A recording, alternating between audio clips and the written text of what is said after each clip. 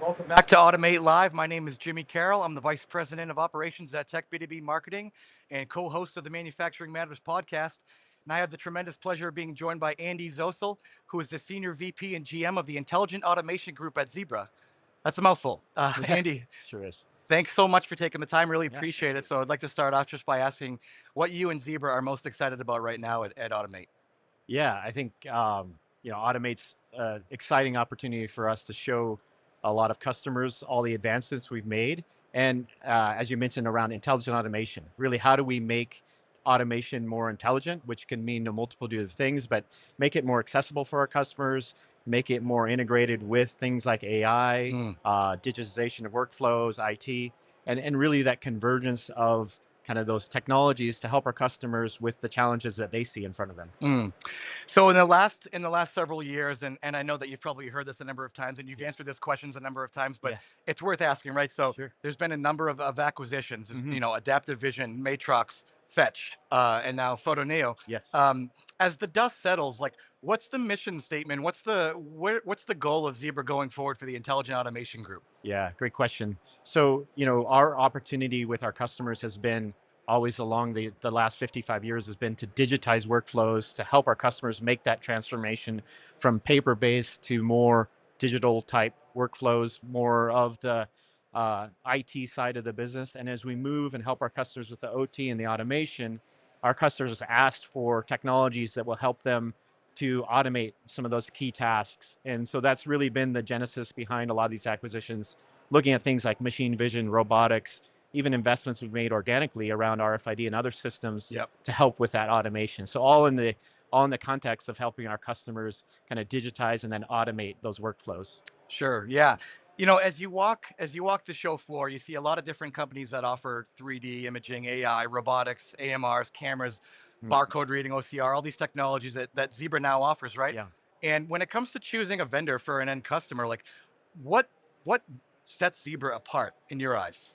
Yeah, it's a good question. I think, we have an excellent portfolio of technology. We have a lot of capabilities as a provider, but I think what really sets us apart is our focus on our customers as well as on the team, both our partners as well as our internal team to execute on those. And we really like to partner with our customers and integration partners and whatever to give them the best technology, right? We're not focused on selling a machine vision system when an RFID system might be the best solution. We're not focused on selling a AMR when it might be better for them just simply to put a wearable or a handheld in the hands of their worker and let them do the task more efficiently. So we have kind of that customer first mindset first and foremost. We're a technology company. Certainly, we love the technology. We have an amazing technology, but really providing that partnership with our customers and with our partners in the ecosystem to give our customers that best solution for their application.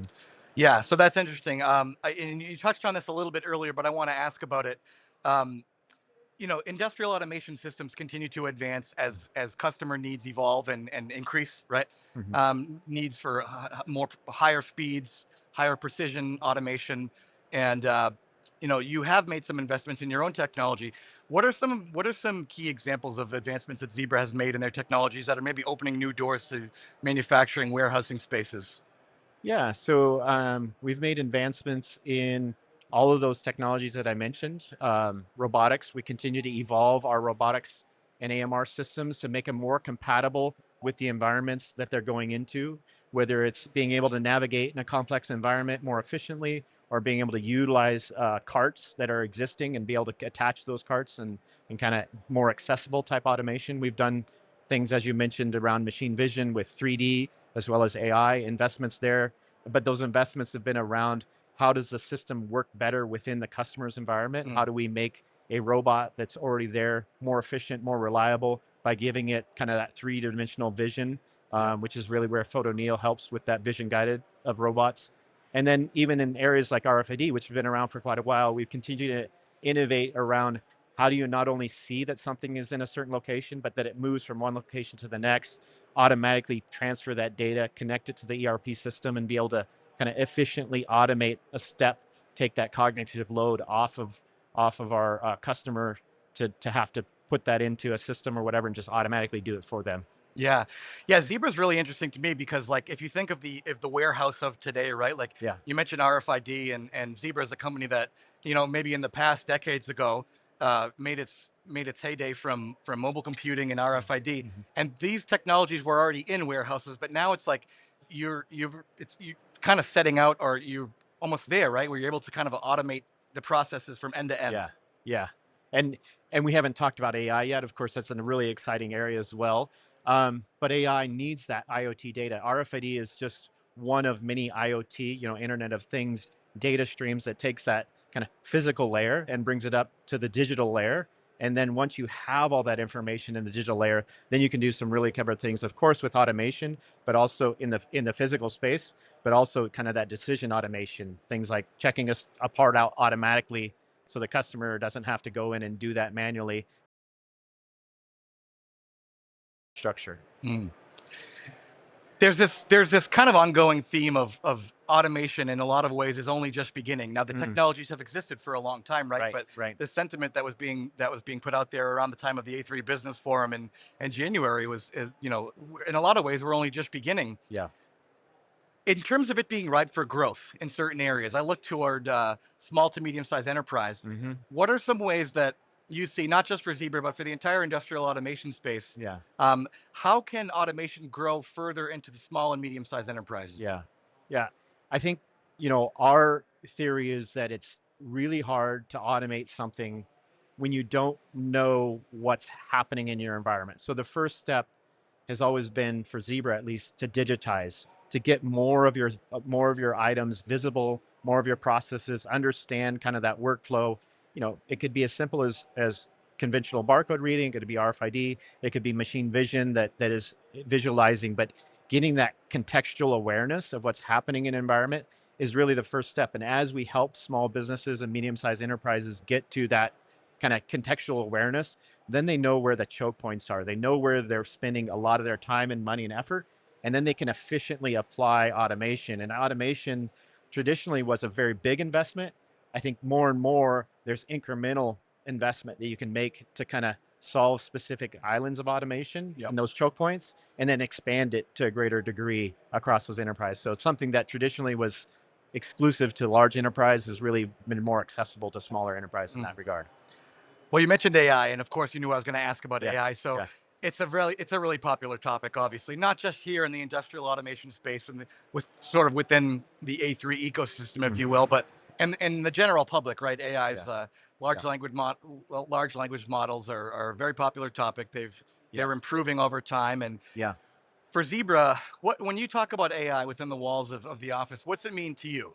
Yeah, yeah, good question. I think there's a lot of talk about where and how we can use it internally for our own development, but more importantly for our customers and to really help them on their journey that I was just talking about, from digitizing to automating to really become efficient at their operations. And I think for us, there's several different ways that you can use AI. One is to augment the worker, so as a companion. So as you mentioned earlier, Zebra has very strong enterprise grade mobile devices, wearables, et cetera, that augment our customers and help. We introduced at the retail show earlier this year something called Zebra Companion, Hmm. helps them kind of know next best step. They can ask questions so that the new associate has got just as much experience at their fingertips as someone who's been in the business for 20 plus years.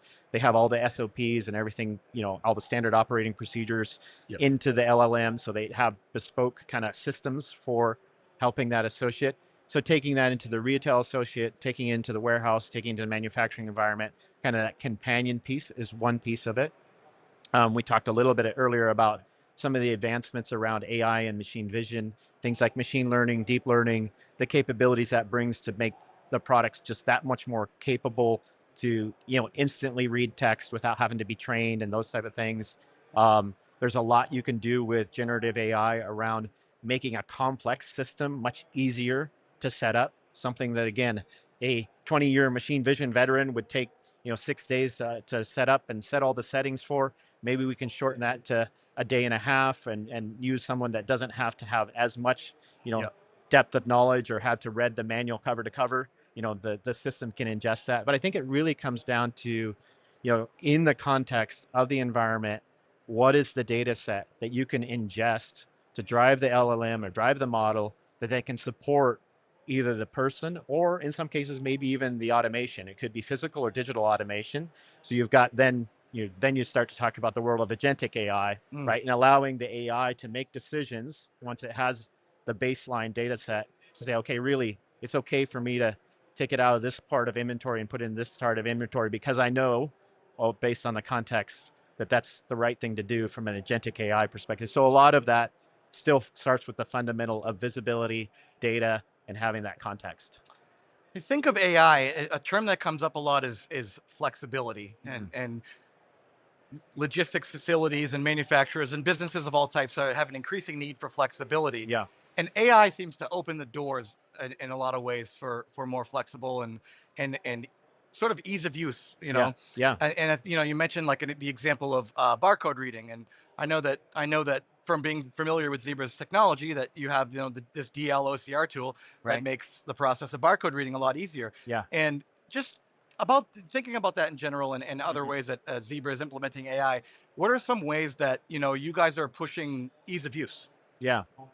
Yeah, I think, a lot of easy use is about just giving visibility to when you're setting up a system, what the next step of setting up that system is, giving visibility to where you should deploy the automation, as we talked about earlier, giving visibility to kind of the analytics after the fact to understand that it's working properly.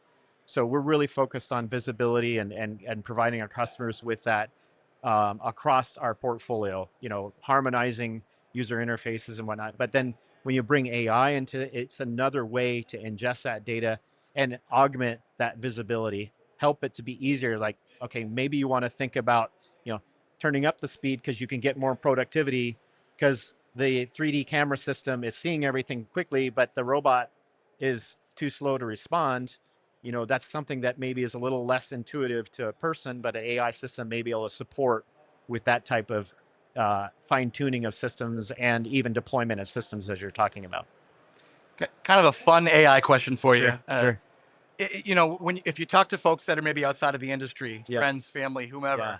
and you tell them that your company is involved in AI, Mm. do you ever get people that are afraid of it? And how do you kind of dispel the notion that AI is here to enslave us, or Yeah. whatever the Yeah. movies might want to tell you? Yeah. Yeah. I think it's the way that I look at it. I think, you know, you have to understand history and understand that every technology that's come along has its pros and cons. And it is another tool. It's a very advanced tool. It's a very amazing, capable tool. And yet it still needs to be applied correctly. As we mentioned, it only works off the data that it has. And if you give it the right data and the right context and the right guardrails, it will do a task to an amazing amount of capability and ways that maybe you or I wouldn't even think of to start with, but at least you set those guardrails. So I think, things like transparent AI, deterministic AI, AI that creates a solution, but then has a validation step beyond it so that you know what it's doing. So you're not just completely giving all the power over to the system, are ways that we can ensure that the tool is used correctly in the future. I think, you know, with any tool as it comes along, that the appropriate application is always the critical part, Right. and it gives us just an amazing opportunity to do more with the tool as we go forward, but within the right parameters and guidelines. Sure. Do you have any specific predictions in the next couple of years, or like for example, I talked to Mm. somebody not long ago that said within 3 years we think that there'll be a camera in every robot cell. Do you Yeah. have any like really strong feelings about the next couple of years for the industrial automation space? Yeah, I think that as you mentioned earlier, in some ways, industrial automation has been around for a long time and has been highly refined. In other ways, there's so many exciting advances, whether it's in the ability to manipulate it with precision, whether it's 3D hyperspeckle imaging. There's so much, and then you add on that the compute power, the sensor resolution. All these things provide for kind of that next generation of tasks that could be automated and just taking away that dull, dirty, dangerous work from people. I think that's such an exciting opportunity, and I love that we're part of this industry that can do that for our customers. Yeah, absolutely. And I could sit here and ask you a million more questions because Yeah, I'd love to pick your brain. yeah. But looks like we're running out of time here. So Andy, I want to thank you again No, thank you. for taking your time here today. And if folks want to go see your booth, what's the booth number? Yeah, so we're just down the aisle here, booth I'd have to check it again. Booth, I think, sorry, you're stumping me with that one. I didn't write it down. I should have written it down. In the 3000 aisle, right in the middle. You can't miss it. Look for the zebra booth. Exactly. Thank you, Jimmy. Yeah. Well, thanks so much, everybody. I appreciate it. We'll pick back up here shortly.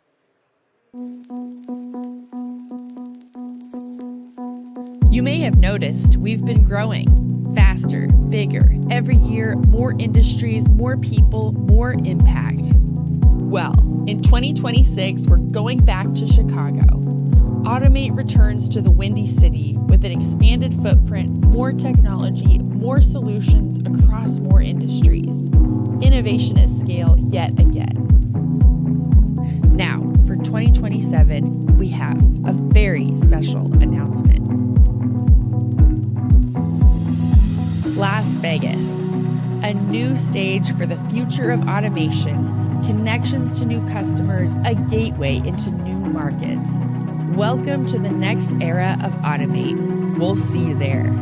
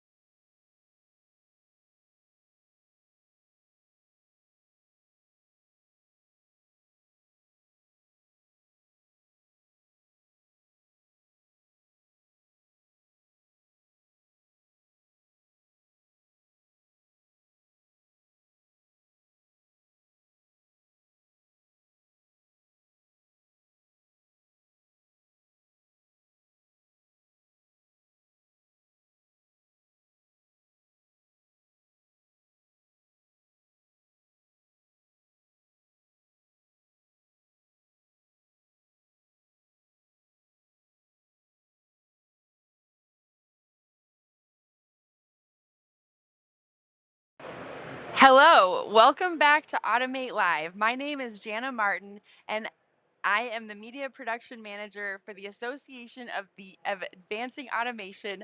I'm also a member of the Inclusive Leadership Committee, as well as my two panelists joining me today. Next to me is Julia Reimenschneider, and next to her is Shane Rose. Hey there. Thank you both so much for joining me today. Yeah, thanks. Okay, so let's dive into it. Maybe I'll start with you, Shane. Sure. What is the Inclusive Leadership Committee? Yeah, so the Inclusive Leadership Committee, which was started last year, we have a formal mission, but kind of in a nutshell, it's making sure that all the voices that are represented or to be represented in the automation and robotics industry are brought to the table. So, what can we do, or what can A3 do as an organization to help encourage this so that we can make the robotics and automation industry something that is attractive to future generations, something that is inclusive of all voices, perspectives, backgrounds, because that's just going to bring a lot more strength to the industry and really help future proof it.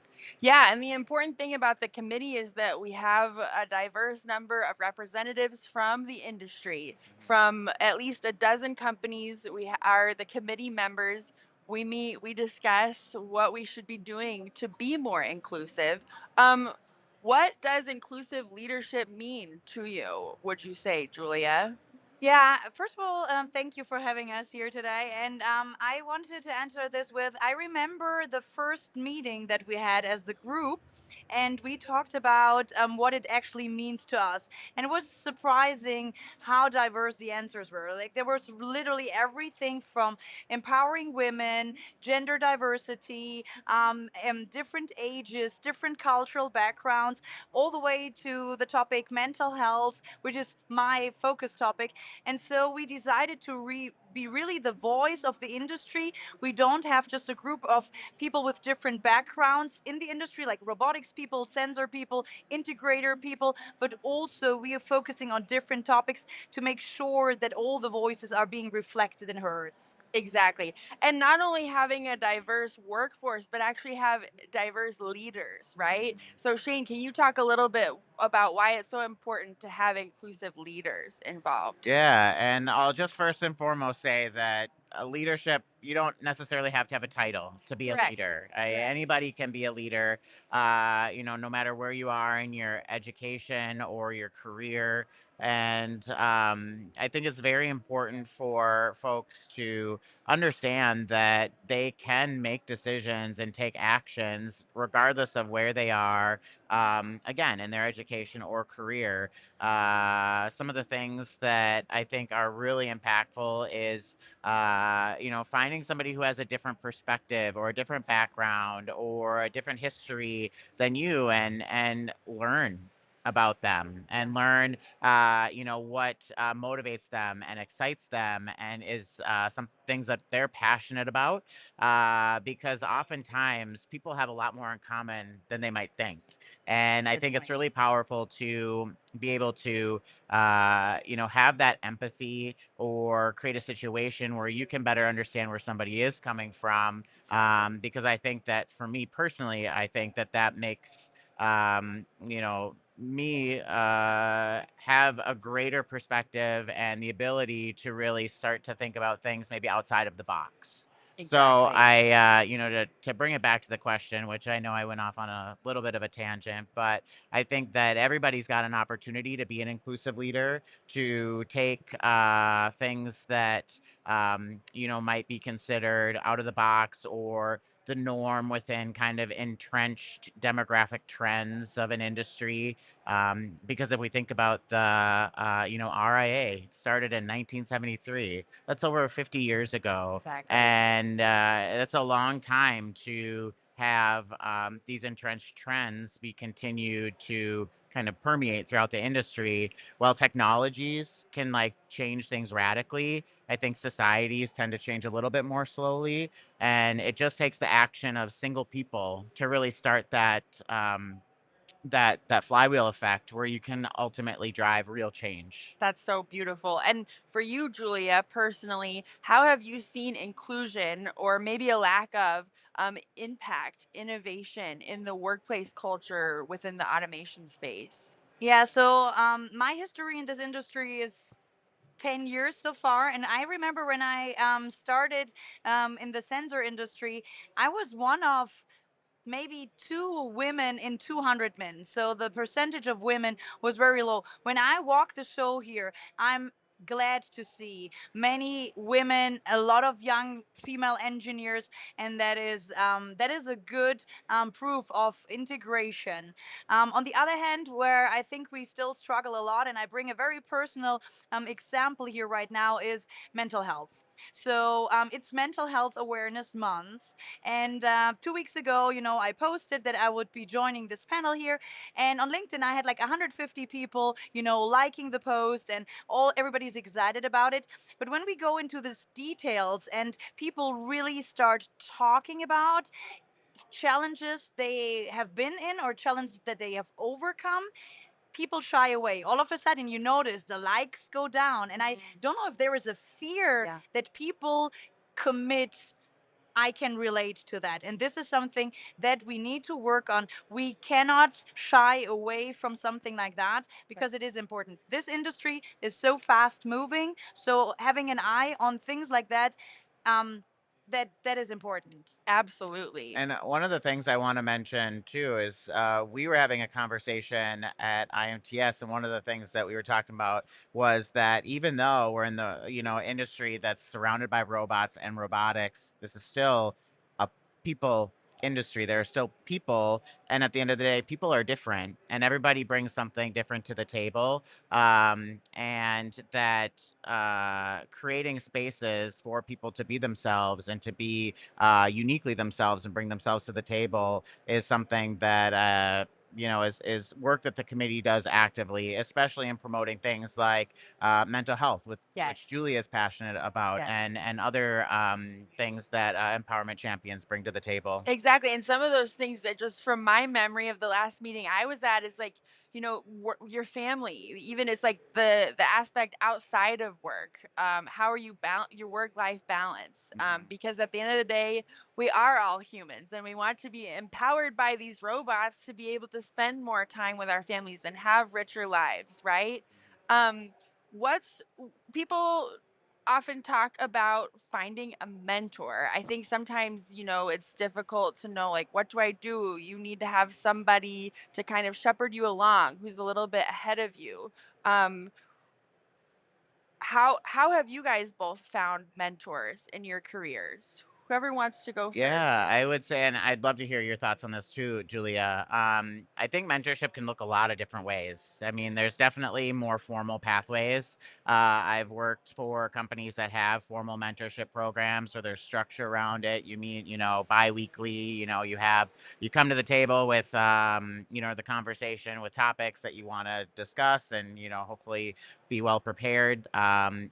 However, I think there can definitely be a much more informal type of mentorship.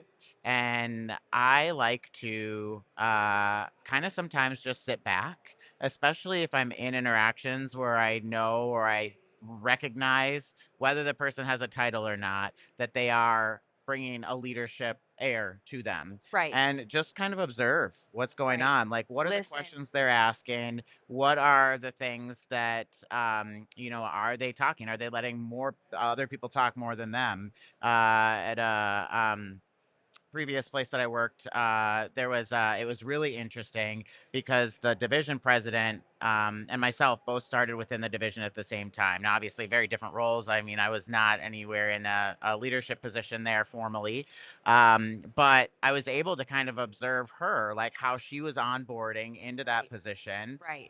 What were the types of things she was saying, doing, and it was a great opportunity, even though she probably didn't think that I viewed her as a mentor. It was a very Yes. indirect way. And then, even single interactions where, if, you can find somebody who you view as a leader and, have an opportunity to maybe ask them a question. What are your thoughts on this? Or, hey, I've got a situation. What would you do? Or something like that. So I think Exactly. there's a lot of opportunities from, Yes. very informal or even passive, where the other person doesn't know that Yes. that they are necessarily, being viewed as a mentor by you, to those more formal opportunities. I'm so glad you said that because that's how I've always felt about mentorship. I know I look up to many of the people I've worked for and with as my mentors. Oh, I want to do what they're doing. Oh, I like that. I want to be like that. So I take that as my mentorship, even though on paper I've never had someone say, "Oh, I'm your mentor."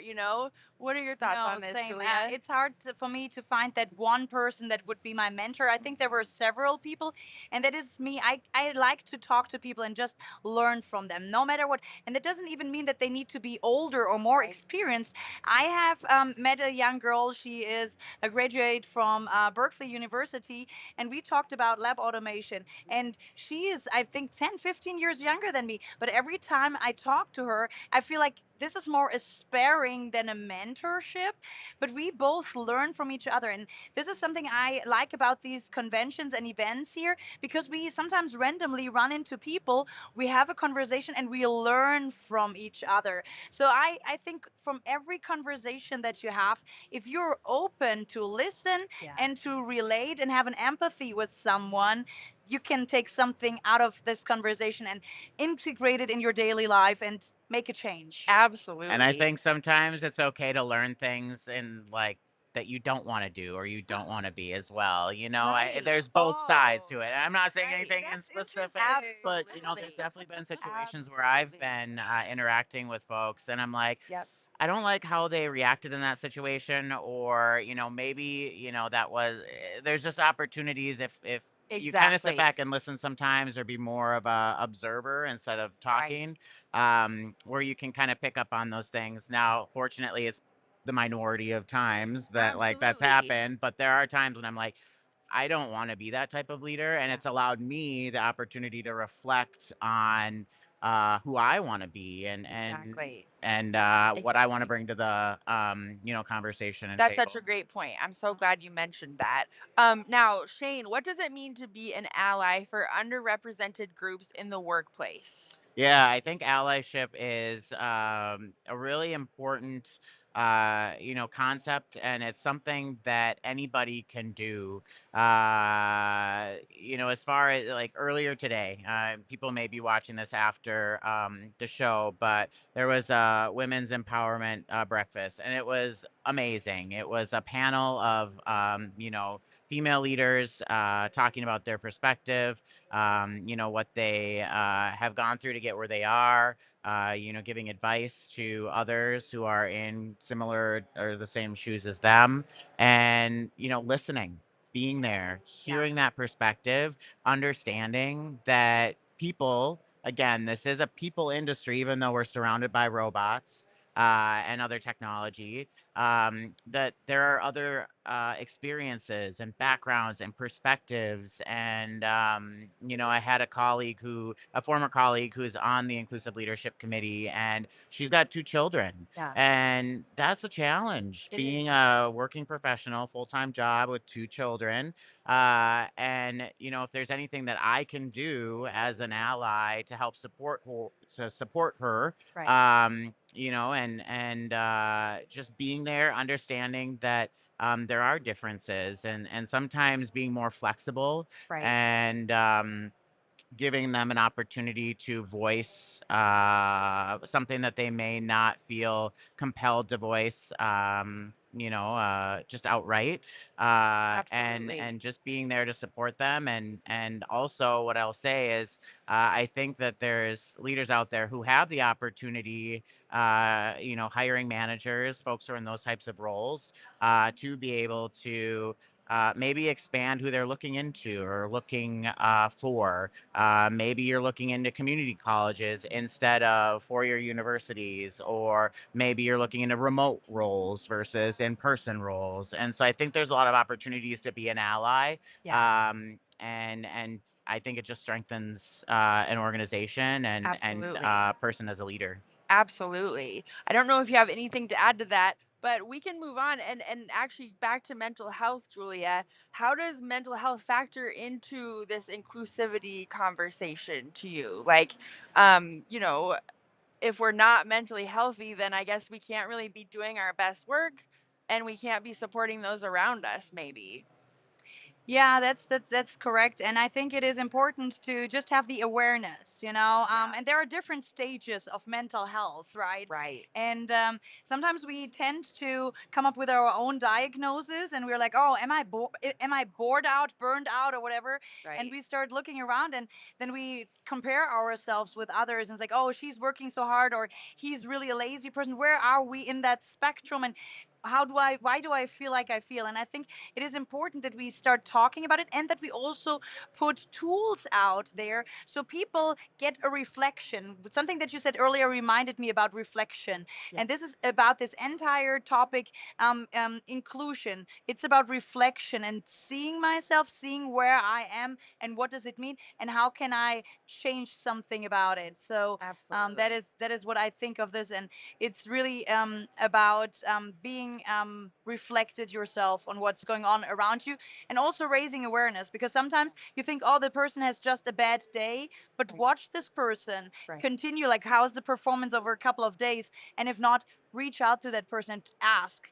Right. Don't be scared to ask what's going on in your professional life, but also maybe in your personal life, and does it maybe have an impact on each other? I mean, because it can't not. We're all human, right? And what's going on at home, it follows us to the office sometimes. Yes. Yes. Well, we could have so much more to say about this, but we're out of time for today. We will have much more content, and we'll be promoting the Inclusive Leadership Committee on the A3 social media channels. So make sure to follow us everywhere. And Julia, Shane, thank you so much for joining me today. Thanks, Jenna. Thank you. Awesome. And with that, we'll be back in just a few minutes. I'll be back with Lanco Integrated for another interview.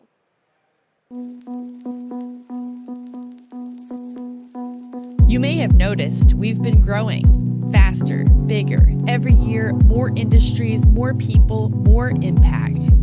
Well, in 2026, we're going back to Chicago. Automate returns to the Windy City with an expanded footprint, more technology, more solutions across more industries.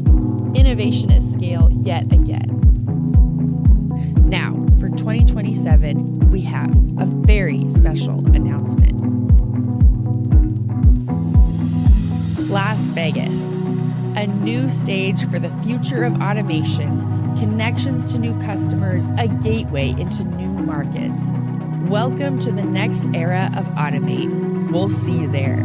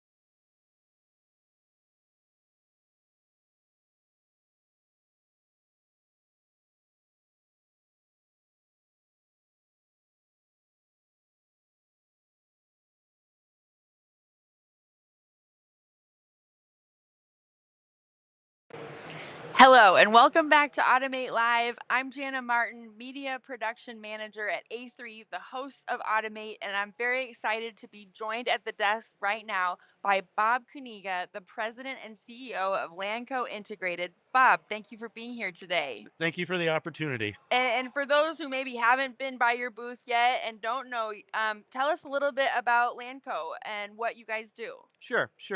Um, we have successfully navigated technology changes, business climates for over 40 years. Um, Over those 40 years, we've deployed more than 8,000 systems to over 30 countries throughout the globe. We've got a bit of unique business structure. We are an employee-owned company. We became an employee-owned company in 2009. And I think the reason I bring that up is we have passionate people who have stake in the business, and Right. they display that passion to our customers, and so that tends to, I think, form partnerships that we have longstanding relationships with our customers. It makes We're a not just difference. suppliers, because Right. that person's individual efforts turns into success for the company, but Right. also for them personally as owners in the business. Right. Um, we gravitate towards precision applications where we do the engineering, and then we develop lines for assembly and test, automated manufacturing lines. The markets right now that are more prevalent for us are medical devices or med tech space, a lot in precision automotive. Yeah. We're doing quite a bit in defense, and then industrial and consumer Right. electronics. We are a global company. Our headquarters are just outside of Portland, Maine, but we also have a freestanding operation in Malaysia to service the customers in that part of the world. So we like to partner with global Fortune 500 companies, but then we have the footprint locally to serve them as partners wherever they may grow and be. Incredible. So, what does Lanco project or foresee for market trends and investments in automation projects this year? So some of the trends, I'm sure you've heard it this week. I've certainly heard it here, has been the tariffs. I mean, they change almost daily, right? Yeah. I'd say it's put a wrinkle in it for our business and for Right. our customers. Right. Um, we've seen price increases from our vendors. We've had interesting conversations with our customers. But I think the takeaway is number one, we're not seeing customers shying away from automation. Good. And if you reflect on not only the tariffs currently, but 5 years ago with the pandemic, Right. really has reinforced the need for automation. Absolutely. And I think as we get through this, it's only going to perpetuate. You know, prior to this, companies were doing low cost country manufacturing and then Exactly. shipping it around the world. But these two events, the tariffs and pandemic, has really reinforced the need for building your products where you have to serve your customers. Exactly. And And automation really provides that opportunity that wasn't there 20, 30 years ago. and there's new challenges that automation uh, conquers for them. Yeah. The complexity of products is getting more and more complex. You can't hand assemble things any longer.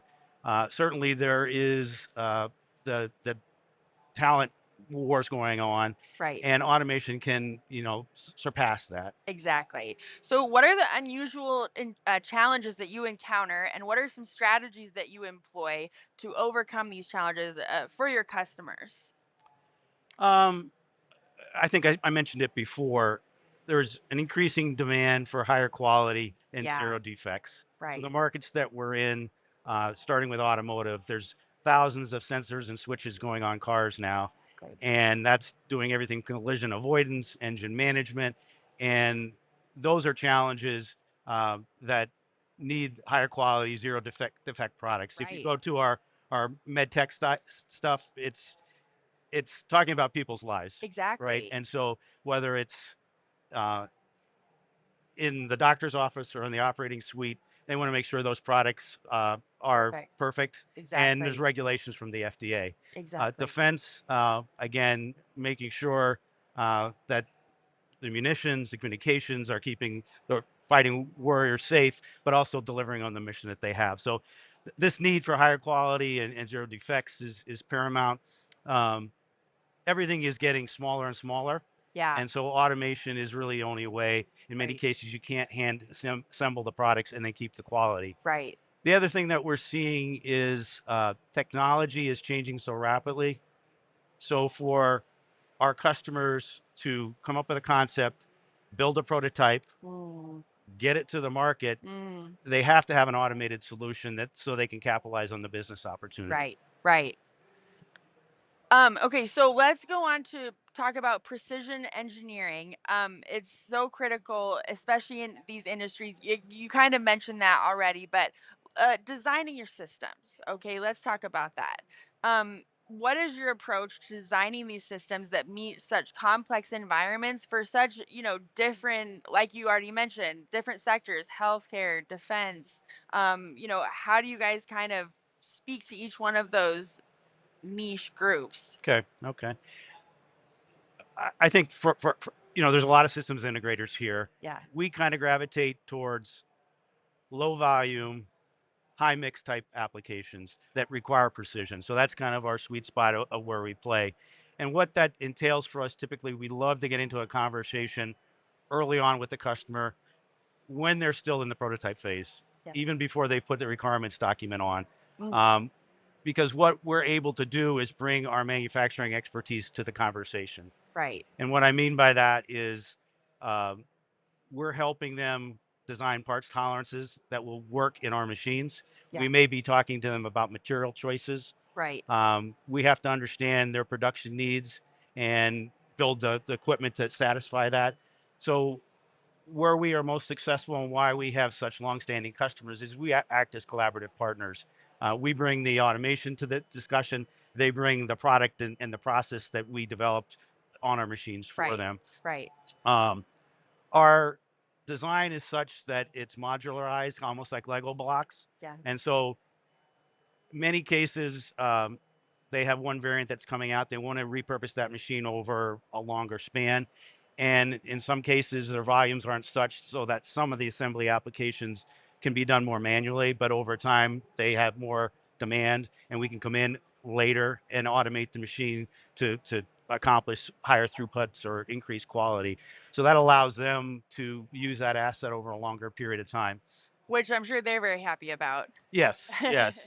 Um, there are applications where even sometimes we're not quite sure if the design is producible in an automated fashion. So we'll do a proof of concept. Okay. We'll take that particular part of the machine and build it almost in a laboratory environment Oh, cool. to test that our automation will work, but also validate that their parts choices are appropriate for an automated assembly application. I mean, you got me thinking. I've been talking to many folks here today, and they've said, actually, I'm not automating yet. I don't know where to start. What would you say to that person? Well, let Lanco come in Yeah. and let our engineers talk to you. Right. You know what? In fact, we had we have a customer working with now, a potential new customer, and they're in that same quandary. And what we're finding is, even just a few years ago, manufacturers would have automation engineers on staff, but they tend to have a very narrow view of their business, their applications, whereas we can bring a more broader view Right. based on 40 years of applications, 8,000 installations. So Exactly. that's where the partnership comes. Yeah. And we tend to focus on the applications that we've had experience and success in. So we can share that from customer to customer and Yeah. adapt to their unique needs for their business. Exactly. Now, how do you balance the need for these really highly customized solutions with the operational risks that customization can cause? That's tricky. Yeah, yeah. Um, as much as our engineers sometimes like to reinvent everything, we have to balance that. You really should, in our view, only customize things where there's real value. Mm.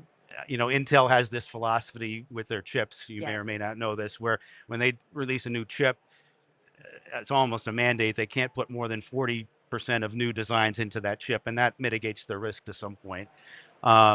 There's certain things that need to be customized, like Yeah. the grippers on the end of the robot to Right. pick up the part. Right. Sometimes are bowl feeding, but in many cases, our software, our hardware platforms, we plug in a module that has been proven, and we just customize those things that are unique to that application. Right.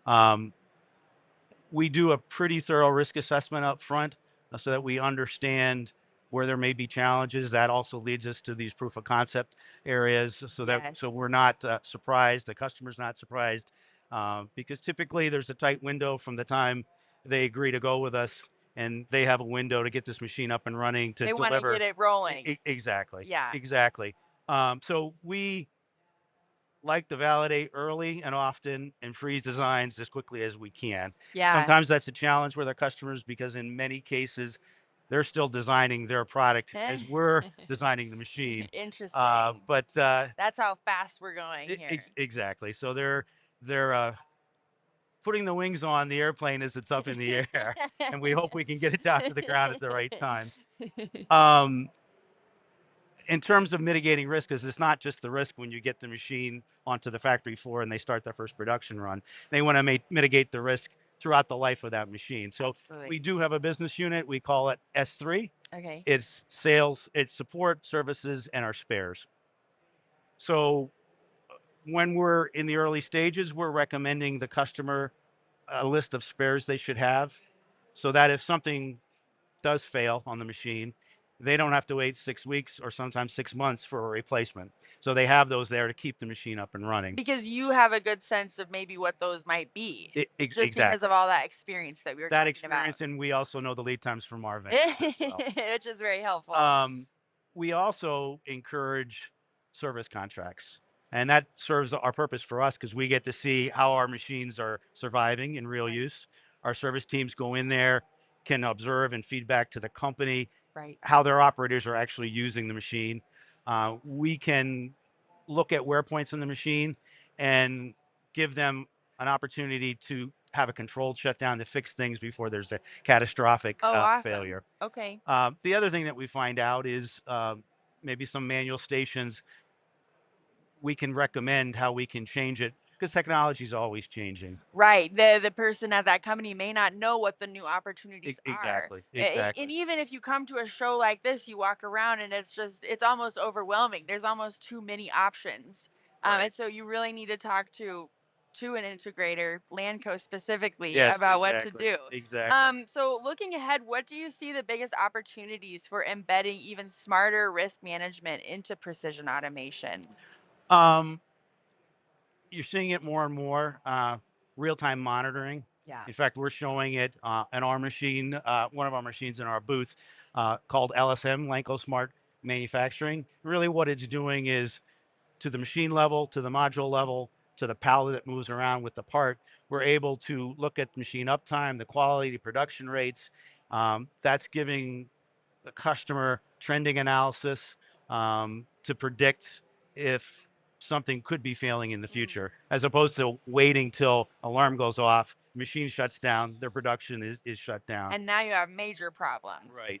In the design stage, our vendors, we do some of it as well, some digital twins. Yeah. So we're doing path planning on a screen before we cut hard tool and actually move things around. It's much easier to move pixels exactly around. and much safer. Yeah. A robot arm hitting you is much more affordable. yeah, exactly. Yeah.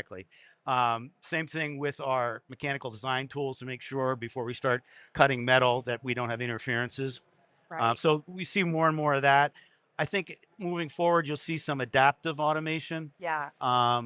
That's really taking account tolerance differences in the parts, maybe environmental changes in the machines, Right. adapting as there's some mechanical wear that's happening.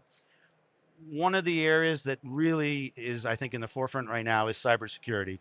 Oh yeah, I'm glad you mentioned that. Industry 4.0 is great, Sure. but it brings opportunities and challenges. Absolutely. So you have the opportunity to look at a lot of pieces of data, make some predictive analysis of what's happening, interface the OT on the floor with the IT and the production schedules. Right. But you have to protect against unintended consequences. Maybe you send something down to the machine and reset something inadvertently. Worst off, you've got cybersecurity hacks. Sure. So it's great for production people to say, I can be traveling remotely, dial into my machine, but nefarious partners could do that as Anyone well. else could too, right? So you have Uh, to plan for that added I- I- security. exactly. So, there's some industries that this is more sensitive to. Sure. For instance, our defense Of partners. course. There are regulations or committees that are having standardized some things. So, in defense, for instance, there's ITAR compliance or CMMC compliance. There's NIST compliance, and so Yes. those are good things, but they add challenges. But we're prepared to handle those challenges and help our customers through that. So if you're experiencing any of those challenges, if you just don't know where to start, highly recommend talking to an integrator, especially Lanco integrated. You can come and see them on the show floor here at Automate if you're around, or check them out online, send an email, get in touch with them, and they can help you get started automating. Bob, thank you so much for sharing a little bit more today. Well, thank you, Jana. I appreciate the opportunity. We're looking for a successful rebound in spite of the pandemic. Exactly. And please come by and see us on booth 1309. We'd love to talk to you about your automation needs. Awesome. Thank you again for joining us on this episode of Automate Live with Lanco Integrated. We'll be right back after a short break.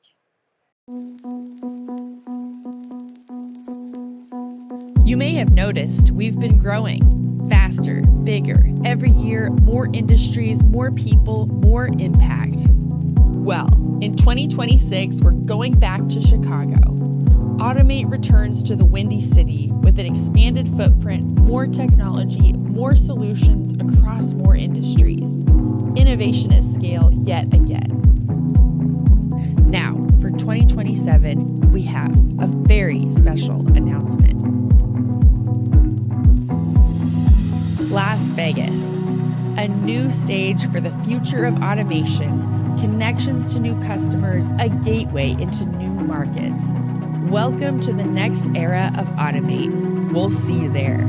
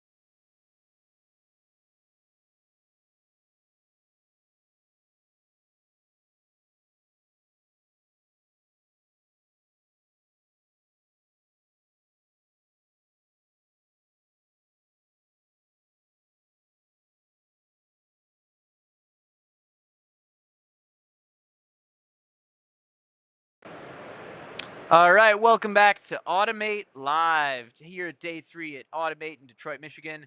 My name is Chris Lukey, host of the Manufacturing Happy Hour podcast, and I am joined by an old friend from industry, Robert Ponsonby, Arduino's partner sales manager for the Americas. Welcome. Good to be here, Chris. Good to have you back on.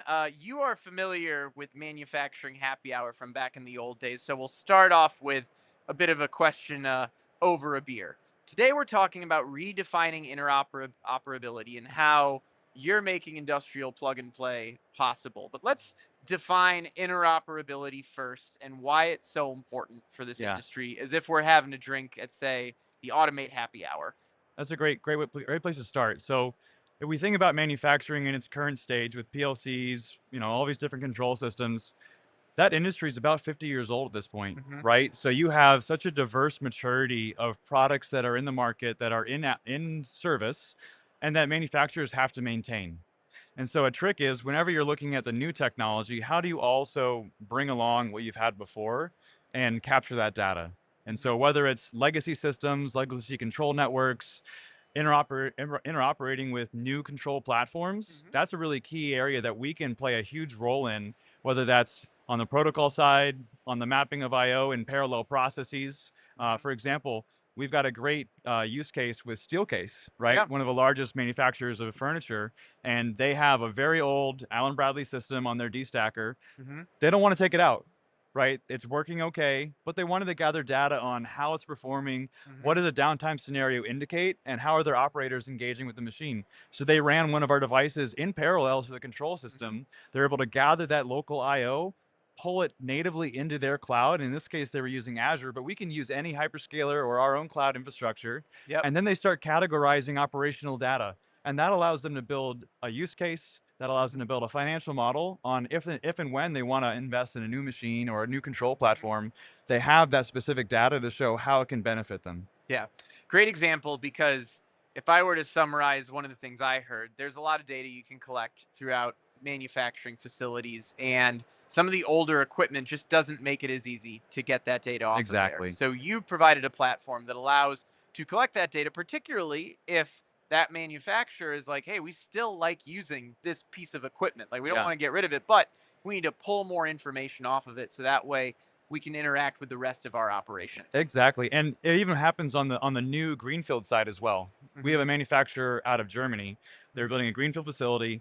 They went out to their OEM community and they said, "We need your expertise on the machines you bring in. So you use the control platform that you want.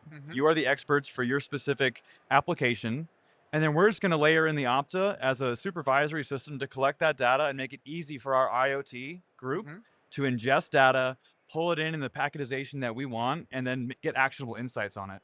Well, let's keep going a step further, because what is, making interoperability more possible is your open source approach. Yeah. So let's talk about that. You gave a great example starting off with Steelcase. What are the advantages for industrial interoperability by using an open source approach? Name your top 1, 2, or 3, maybe. Yeah. So I think first of all, you're not in a locked-in ecosystem, right? By working with Arduino, and we have a long history of democratizing electronics, of maintaining an open source posture. And so we work with every major manufacturer to ensure there is compatibility and ease of use. So that taps into the community as well. So first of all, there's not that lock-in. Second of all, because it's open source, the community can contribute. So we're taking that same mantra that we have from our legacy in education and hobbyist electronics to tap into that community for innovative solutions.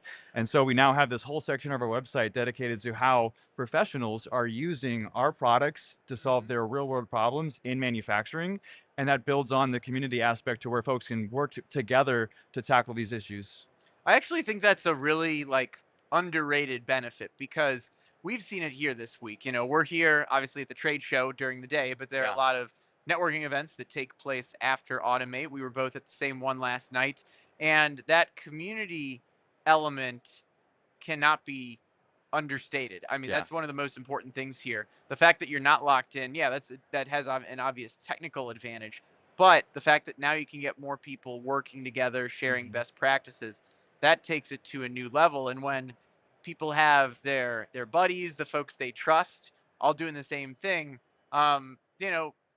you can't discount that factor in terms of why someone would go a different approach with their controls. And I'd also say the third aspect, right, to make it a nice story here is we are trying to bring in the next generation to manufacturing. Yeah. Right. So where we're coming from compared to other folks in this industry is that we have a long legacy in education. And as you know, most engineering curriculums, they're focused on computer science, C++ programming, microelectronics. And then when you get into manufacturing, it's a whole new world, right? What's ladder logic? Right. Yeah. Most graduates coming out have no idea what that is unless they went through a dedicated program for that. Mm-hmm. The beauty of the platform that we're offering is it's a way to combine those skill sets so that you can get someone that maybe comes from more of a computer science background. They can move into automation and industry and still bring those skills with them. Yeah. And we've launched curriculums like our ACE 100 and our ACE 120 course. It's free, open access to the public, and it teaches students or industry professionals that are looking to reskill how to do that in a controlled manner and through a certified process. Yeah, it's funny. I was actually talking about this in another conversation where I first started hearing the need for open source when I moved to the San Francisco Bay Area and was working in the automation industry out there. Because a lot of folks that had come out of school were not, you're not learning ladder logic in school. You're learning C# and different programming languages. But as we get in maybe to a little more of the nuts and bolts of this, let's talk about some of the other things that an open source approach enables. OPC-UA integration being one of them. Cloud connectivity being another. I've rattled off a couple that I know are at the top of the list, but what are some of the key ones you'd like to highlight as well? Well, with OPC-UA, that allows us to really extend the diagnostics and behavioral data for a machine, right? So if you have a standard control system, you can now bring in our devices, which, by the way, like starting at sub $200, it's a great accessible path for someone looking to expand their information data collecting within a facility. So OPC-UA is a great example of how we're aligned with new industry standards. We're also members of SESME, right? So we're working with the US government, with industry on how do we enable the next generation of smart manufacturing so that there is true interoperability and scalability within this technology subset. Yep. No, I would agree with both of those. Now, let's go a little further as well. Let's talk about how a system like this removes the complexity as well, and maybe talk about the old way versus the new way that you've enabled as well. Yeah. We're talking about removing complexity from legacy systems, edge devices, cloud platforms, etc. Take us under the hood there a bit as well. So actually, just last month, we launched a really neat feature on our cloud platform. So for those who are unaware, Arduino Cloud allows you to program your devices, manage your devices, and do IoT role-based access for reporting, right? So it's a really nice built-out system. What we just launched last month is a new generative AI interface within the platform to allow for code development. And that is all trained on our validated libraries, our application notes that are available and vetted by our team. So, you query, hey, we're going to be having these sort of inputs with these valuations, and then we want to be able to control a pump, a valve, whatever you might say. It'll generate 80% of your code base for you. And then you just customize it to what your specific needs are. And that's a step further than where we've been historically, where we've had very well documented application notes so that anyone who wants to start a project doesn't start from scratch. They can literally copy and paste code from our examples into their project. And so the install base is there, the history is there, and then you have the community as well if you run into any issues, right? So the simplification, that's our mission, is to make it easy for any of this technology to go to scale. Yeah, and the industry, I believe, has always looked at Arduino as a platform that removes the complexity, makes it easy. One thing I'd be interested to get your take on, particularly as the partner sales manager, is what has the industry's appetite been for Arduino as you're making more of a name for yourself in the industrial space? Because, I mean, you and I can be candid on this. In the past, Arduino, I believe, was kind of defaulted as like, oh yeah, that's the controller that the hacker that's just getting into, very light industrial controls might use. But I'd love to hear how that reality is starting to shift. Yeah, so I'd say that it's in two different areas, but overall, you're right? There's excitement, but skepticism, maybe a little hesitation to see, is this truly industrial grade? On the embedded side, right, we have a long history of being implemented in R&D groups, maybe not on final products, right? So now we're starting to see that transition go to where they're using us in final products. But specific for the audience here at Automate this week, we're starting to see some pretty large adoptions and And not just, hey, we just installed it, we think it's going to be fine. We've been installed in facilities around the globe now for a number of years without any issues, without any hiccups. We've had conversions from legacy platforms, legacy automation platforms, to our Opta-based system or our Pretenta machine control, and the feedback from users has been phenomenal. We've got an active project right now with one of our integrators, Control SI, out of Peru. They're working on a complete turnkey migration for a large textile manufacturer that covers all of Peru, and they're migrating directly to our ecosystem, right? Everything is going to be our Portenta machine control, our Arduino Pro WizGate routers that has a cellular backhaul, pulling it into the cloud, providing those insights to them. So it's enabling this manufacturer to modernize at scale at a price point that previously was unattainable. So the ROI is completely shifted for these users. What advice would you give to other manufacturers, automation leaders out there that, because, I've seen you throughout your career and you've done some fascinating things within the OEM space, now with Arduino. What advice would you give to folks about redefining a name for yourself, right? Or breaking in to that market, that vertical maybe that you haven't been into? You've been successful at doing this, and I also feel like building systems that allow you to accomplish that. So I'd love to hear some, let's say, leadership advice in that capacity. So I try to approach my life as a continuous learning experience. Yeah. Right. So what I'd say is things are always evolving, things are always changing. And if you're afraid of risk, I think that's okay, but you can't stop experimentation. Yeah. You have to keep learning, keep trying different things, and it can be in a controlled experiment, right? Obviously you want to limit risk in certain areas, but just because something's been done one way forever does not mean that it should continue to operate in that way.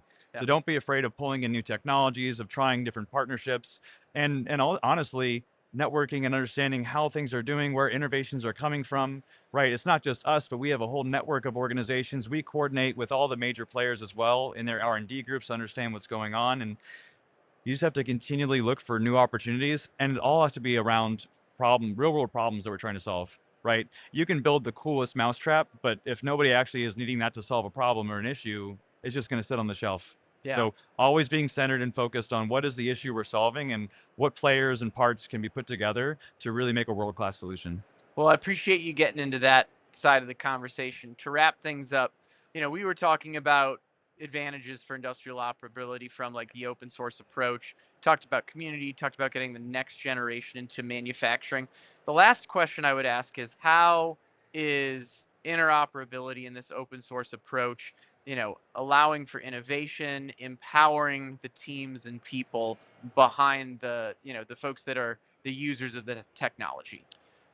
Well, I'd say probably the biggest benefit is rapid deployment. So on projects that we've been involved in, where they're able to take advantage of the open source nature with the existing application notes, the code bases, we've seen on average for rollouts on projects, a 70% reduction in timeline. I mean, when you kick off a project, if it's going to be a 6-month project, all of a sudden you guys are done in a month and a half.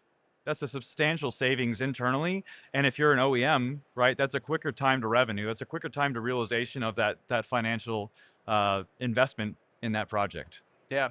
Great example. What's the best way to connect with Arduino? So there's a contact us form on our website. If you're here at the show this week, we are in booth 6632. We'd love for you to stop by. We've got a number of great demonstrations, both internally made and from our partner community that are here from around the globe. So we'd love to be able to talk to you. If not, look me up on LinkedIn. I'm happy to connect with anyone who is interested in learning more. Robert, thank you for jumping on. It's been great chatting with you. Great catching up. For everyone out there, we'll be back with more Automate Live very soon.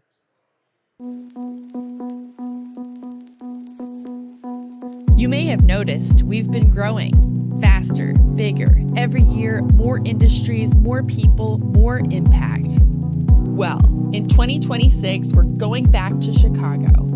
Automate returns to the Windy City with an expanded footprint, more technology, more solutions across more industries.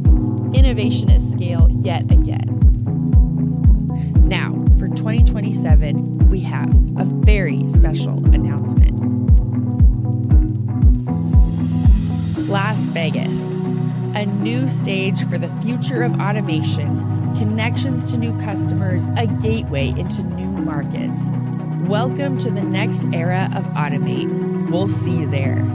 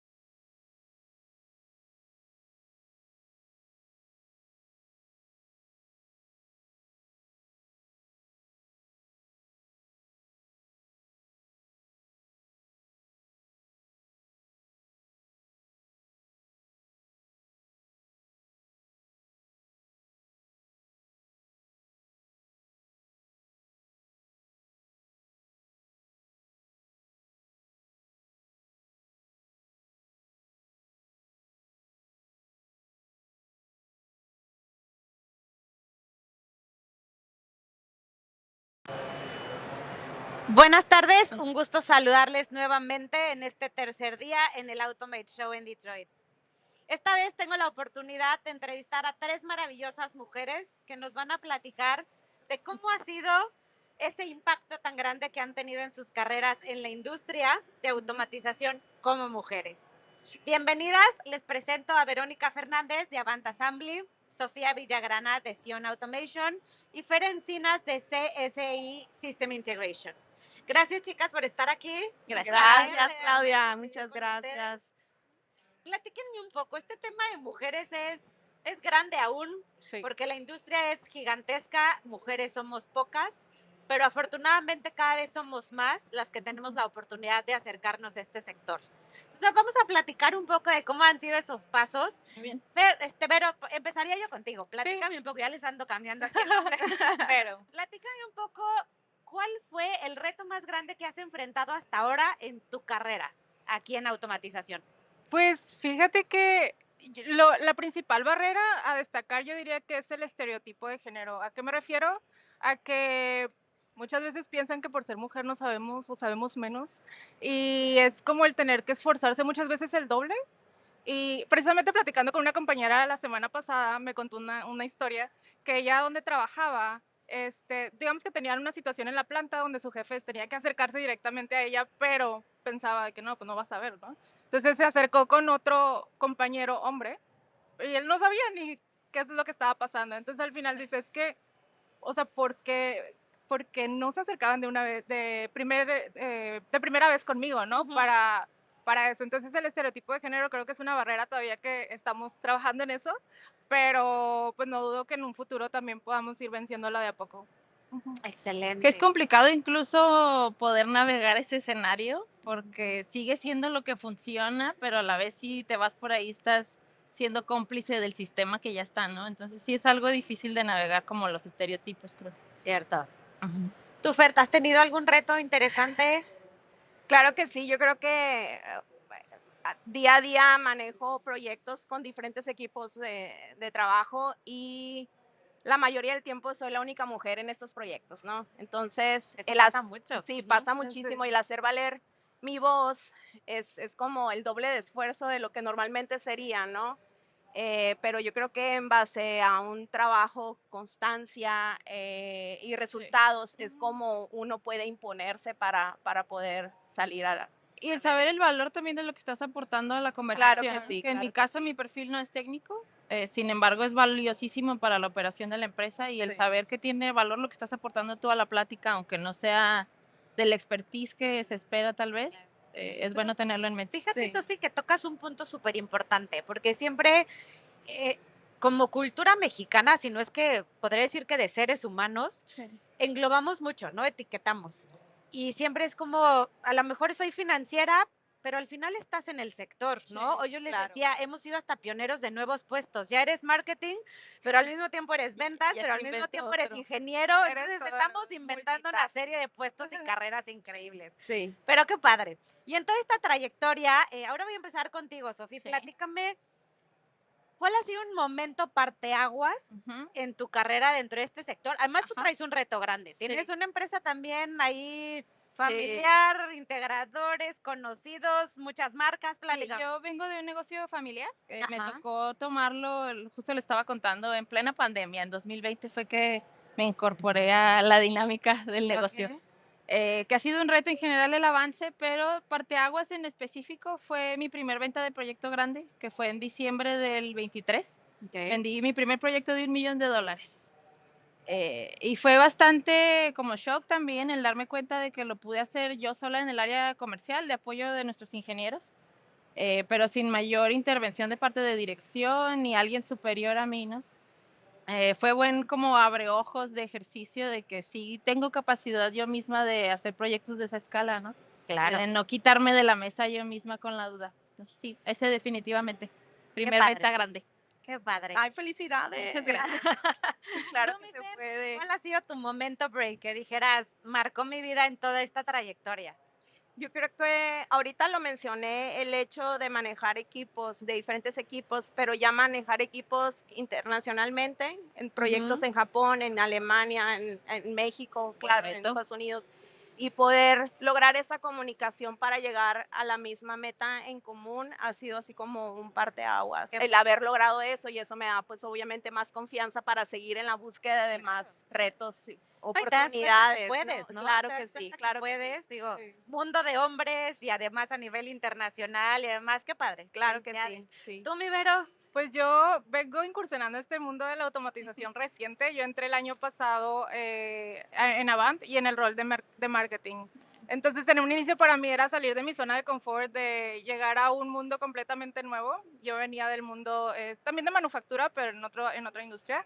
Entonces, el llegar a un lugar donde desde un inicio me tuvieran como ese voto de confianza de, oye, tú lo puedes hacer, y más allá de rodearme de gente en el trabajo que confía en mí, también yo creo que está la parte personal, donde tu círculo más cercano te apoya y dice, tú lo puedes lograr, o sea, confía en ti, y cualquier cosa que te propongas, o sea, es alcanzable, solamente es tener esa constancia y persistencia de cumplir. Sí. Excelente. Ahorita Bien. que decías esa como fortaleza y confianza, Ujú. ¿cuáles han sido como tus estrategias? Yo ahora voy a empezar con Fer.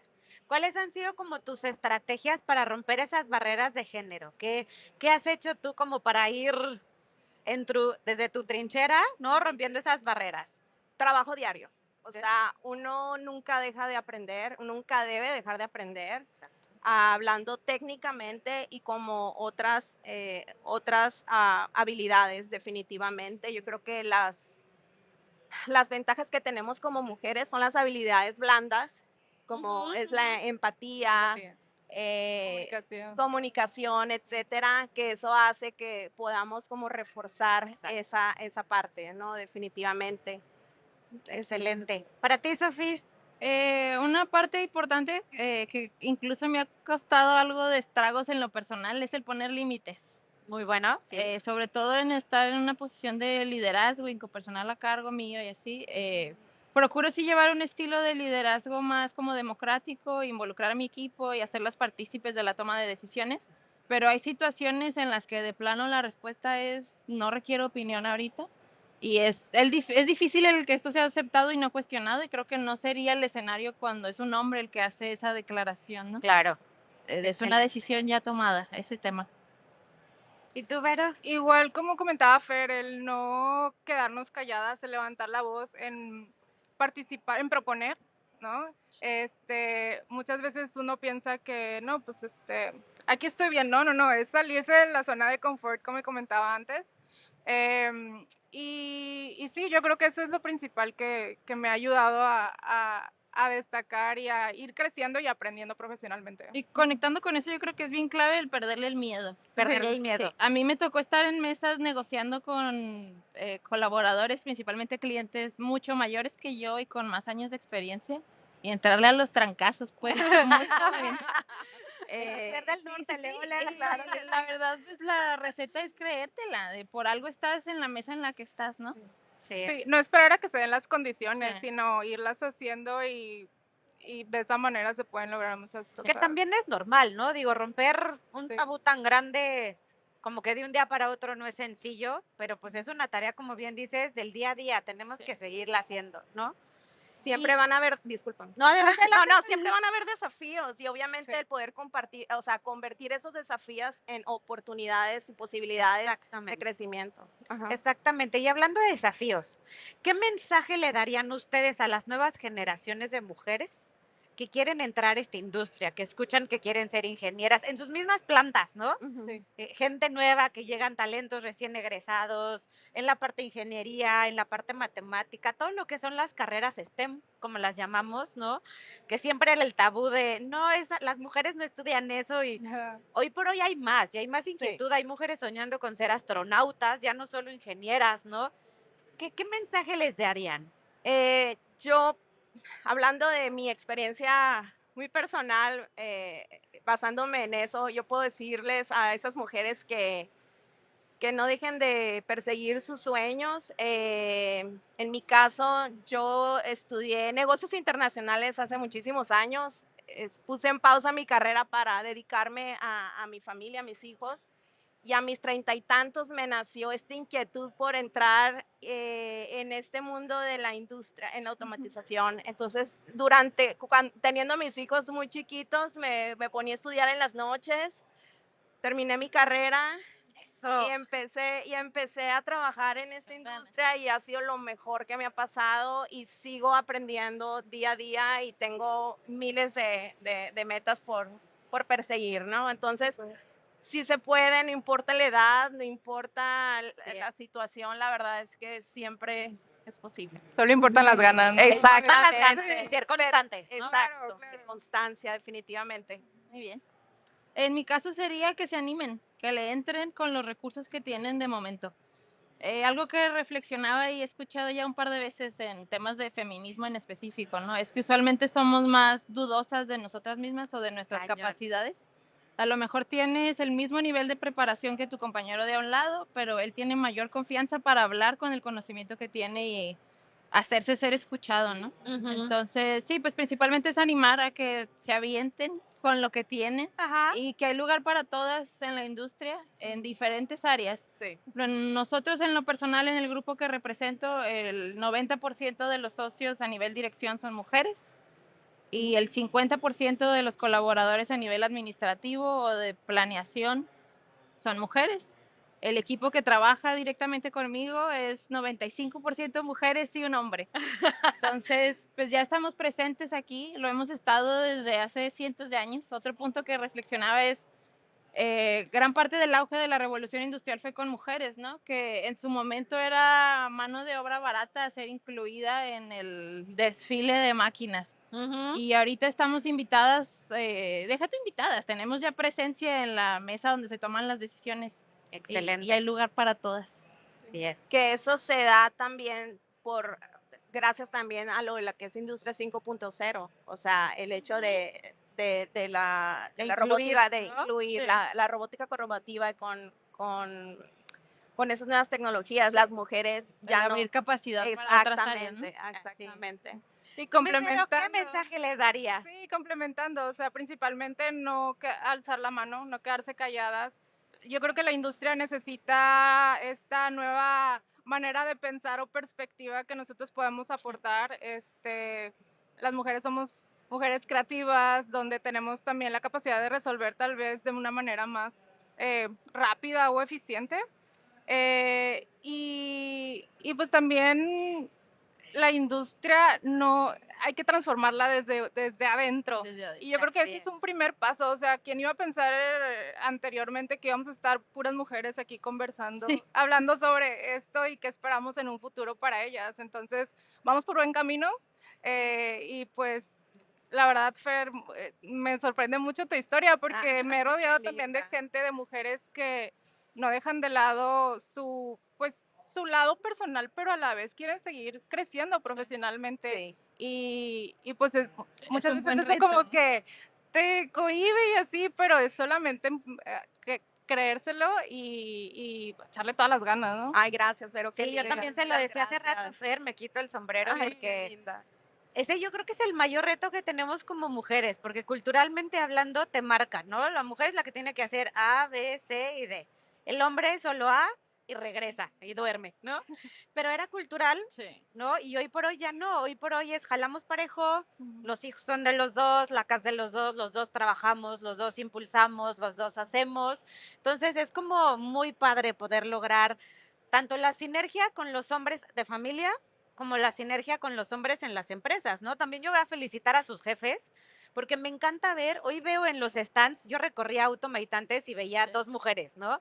Hoy ves que es la de marketing, que es la CEO, que eso está padrísimo, ¿no? Entonces, de verdad, gracias por estar aquí, gracias por acompañarme en todos los pasos que como A3 hemos dado a nivel global. Espero que cada día seamos más mujeres en esto, más mujeres, como dicen, levantando la voz como ellas y pues adelante, bienvenidos a A3, bienvenidos a Automate y nos vemos pronto. Muchas gracias. Gracias.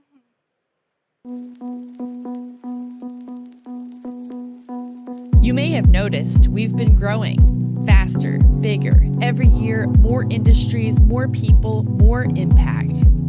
Well, In 2026, we're going back to Chicago. Automate returns to the Windy City with an expanded footprint, more technology, more solutions across more industries. Innovation at scale yet again. Now, for 2027, we have a very special announcement. Las Vegas, a new stage for the future of automation, connections to new customers, a gateway into new markets. Welcome to the next era of Automate. We'll see you there.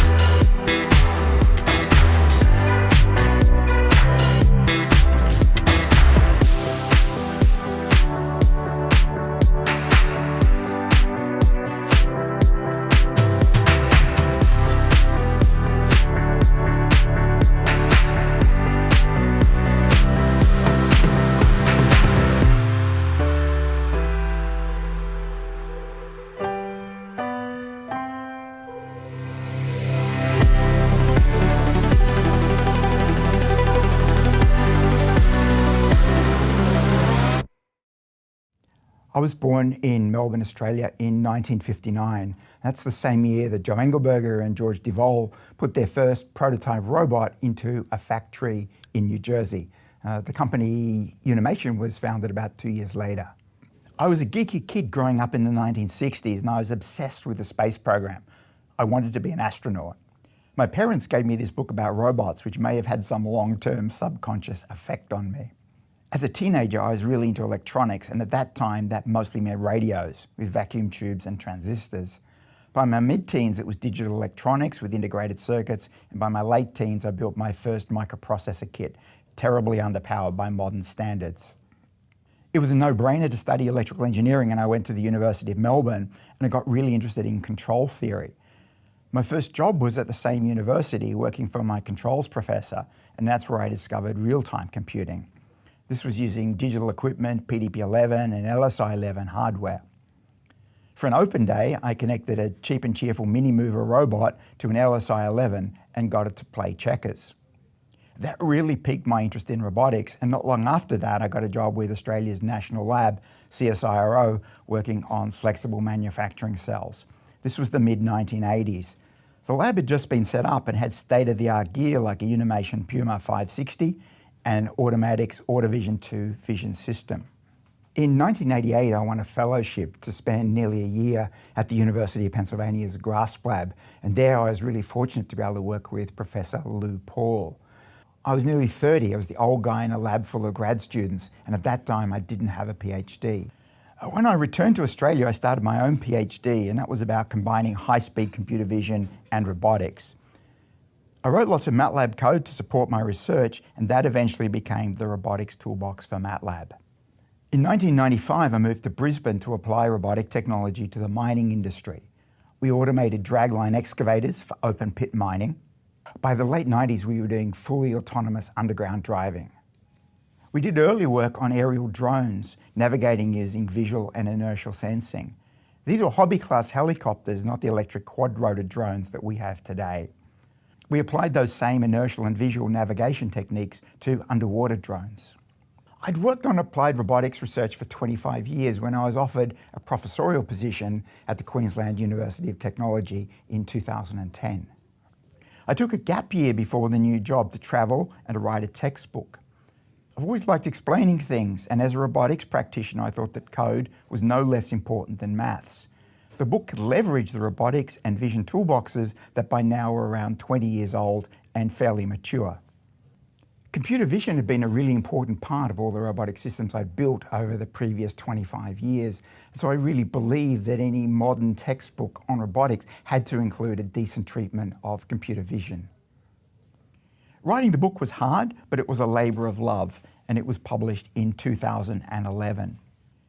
As a new professor, there was a lot to be done, creating new undergraduate courses, recruiting graduate students, setting up labs, and writing grant proposals. In 2014, we were fortunate to win a grant for a Centre of Excellence in Robotic Vision, combining my two favourite things. This was a 7-year grant in partnership with 3 other Australian universities, and I was the centre director. In the 2010s, there was a lot of interest in MOOCs, massive open online courses. Smart people were saying that they were going to transform university education as we knew it. In 2015, my university supported the development of 2 6-week MOOCs, one on robotics and one on computer vision. These no longer run as MOOCs, but most of the assets are available freely online at the QUT Robot Academy, and they continue to be very popular with students from all over the globe. In 2017, I received the Australian University Teacher of the Year Award, which recognised a portfolio of work that included open source software, the textbook, and the online teaching resources. During the pandemic lockdown, I worked with 2 of my students to rewrite the old MATLAB toolboxes into Python. The MATLAB code was by now 30 years old, which is a very long time for any piece of software. Python was entrenched as the most popular programming language. It was fully open source, and it has an amazing ecosystem of packages. An update to my textbook was due, and that actually resulted in 2 third editions. One, with colleagues from the MathWorks, uses MATLAB and their recent toolboxes, not my old open source ones. The second Using the new Python toolboxes made it possible to rewrite the book with all the example code written in Python. It's been an amazing journey. I certainly didn't set out to be a teacher, but the various resources that I've created through my career have influenced many, many people. I actually don't know how many, but I do get lots of nice emails and people come and chat to me at conferences and say nice things. Writing a textbook is a sub-minimum wage endeavour.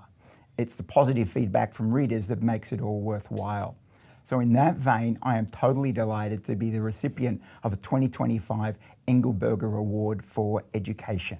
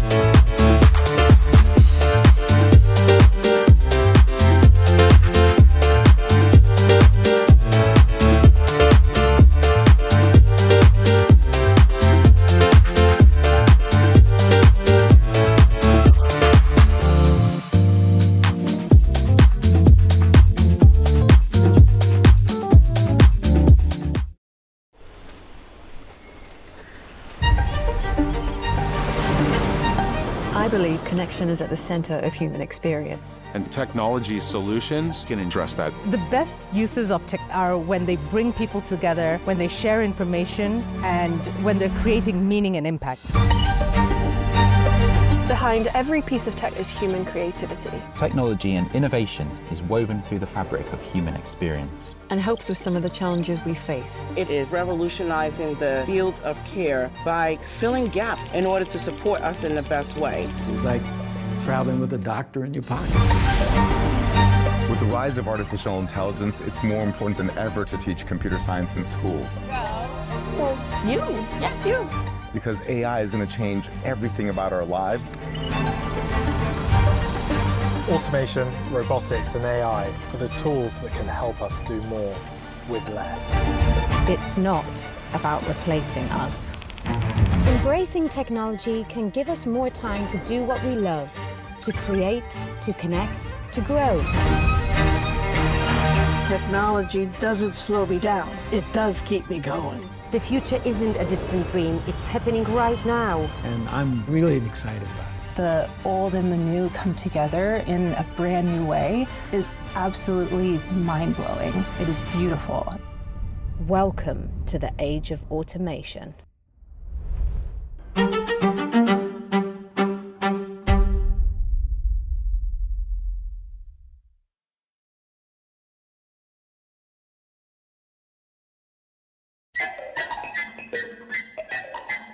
In Christmas 1967, I got a toy robot, and it was a lot of fun. We got a lot of mileage out of it, but over time we started having problems with it breaking down. Frequently had to fix it to keep it alive.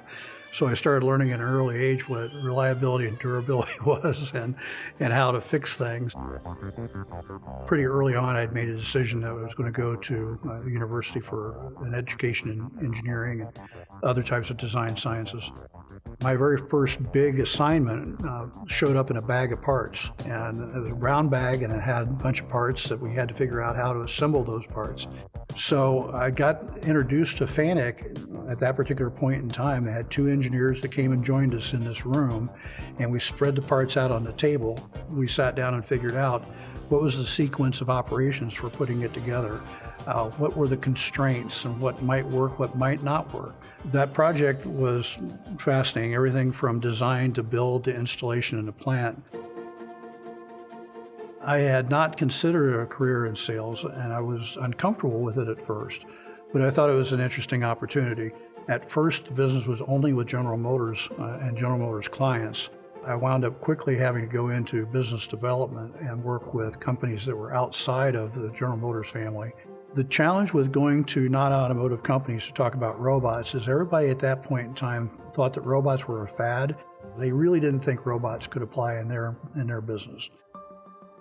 My career at KUKA was the most dynamic from a leadership and market diversity perspectives, which included aero, architecture, automotive, entertainment, and the introduction of the world's first collaborative robot. At Google, I had the broadest responsibilities of my career, including leading sales, local manufacturing, integration, and long-term support. I'll never forget the phone call we had in January 2019 to start the Vectis Universal Robot cobalt welding relationship that ended up being a huge success and really created a new segment around cobalt welding that's so prolific today. Your leadership and vision have been absolutely instrumental in VersaBuilt's success. You pushed the boundaries of robotics and inspired all of us with your dedication. This recognition is so well deserved. I've been fortunate to have a lot of roles in the robotics industry, and none of those roles would be successful without being able to build great teams. And part of building great teams is to establish a shared vision amongst the people that are in the team about what does good look like, what does success look like, what does it feel like. So I've done what I could to help people find their way, and granted some of it's somewhat self-serving because I wanted to have a high-performing team. But the other thing is I discovered that the more you invest in people and the more you can help them build their capabilities and build their career, the payoff is there many times over, not just for the company, but for them and for others. I enjoy the work that we do at Shepherd Solutions. I enjoy the challenges that we see. I enjoy the diversity of the companies and the marketplaces that we get to work in. So the opportunities are limitless. The challenge is where do I add value? So as long as I can add value and be viable and useful in the marketplace, I'm going to keep doing it because I'm having fun. As I watched Stu, I really learned a lot of key skills from him in my own career. I watched how the relationship building took place. I watched the kindness and the respect he treated both us and our customers with, and really developed a deep passion for his business and what he did. And I got to say, it was a really tough day when he decided to go become president of KUKA. Was one of the tougher days in our career because we knew that we were losing one of our key resources and one of the key aspects of our system integrator network. And I'm glad to see him back at Shepherd Solutions. The association, even in the early days of the Robotics Industry Association, had a huge impact on my career. A number of the mentors that I had looked up to were actually members of the association, even members of the board of directors. I also met other leaders and other mentors from other business units and other types of companies within the RIA and learned from them. I find that whatever you give, you get back. So that's why I'm very engaged in the A3. It's been great for me, and I hope we've been great for other people that have gotten involved with the A3. And likewise, a lot of the people I've worked with over the years are friends for life. There's been a lot of challenges in my career. There's been lots of changes. There's been setbacks. There's been business changes, career changes. It goes back to if you do the right thing long enough, you hope that it actually pans out and things work. It kind of shows that it does, no matter how deep the hole may seem at the time, that if you keep doing the right things, then good things happen. And I consider this a very good thing. I look at the other 140 leaders and winners that have gotten the Engelberger Award, and I'm shocked with them. If you zoom in, you see so much has changed. But if you zoom out, you realize so much more needs to change. We're big believers in this robotics and grinding and finishing space, and we believe that we're in the early stages of growing this into a big segment of the robotics industry. The goal is increase in consistency, increase in quality, increase in throughput outputs. My 30 years at 3M, I've been in a lot of grinding shops, and these jobs for the humans, it's no fun. We need to help these guys. There are 4 recognized material removal labs across the country. The 3M CAM Center, there's a 3M lab that's housed at PushCorp in Dallas, Texas. The idea of de-risking these projects through these labs, you're showing up with your parts or your customer's parts. You're working hand in hand with these abrasive experts, robot experts, to really de-risk an application. We're always looking at how we can improve, especially our abrasives, for the robotics industry. Know who your friends are. I reached out to 3M. They were instrumental in getting me started on this project, get some trials done early on at the camp center. It's really informative to just understand, is this even a feasible process, and what kind of tools might work for us. And of course, abrasives, camp center's got pretty much everything you could imagine. This product has been in the 3M lab, but now it's really doing a great job, and it's taken the time to do this from about 4 hours to under 30 minutes. At Automate, we announced a co-branded system with 3M. They take abrasives very seriously. So they had all the graphs, the way the abrasives wear over time, the improvements that they've systematically made to those abrasives. That's super important for an automated system. Yeah, you can consign equipment, you can wire it up, you can ask for abrasives, but now what happens if you find out all this equipment that I just spent weeks wiring up, programming, isn't the right one? Now I've got to ask for a bigger spindle or a smaller spindle or a different abrasive. We started with discs, now we need to go with belts. These labs have all that in it in one place. The idea is you're going to leave with a recipe for success. You're going to save weeks, if not months of time that you're going to condense into a very short time cycle. We couldn't have done this without the support of our sponsors, particularly 3M, for making this event happen. We are the stalwart defenders of robotic grinding and finishing.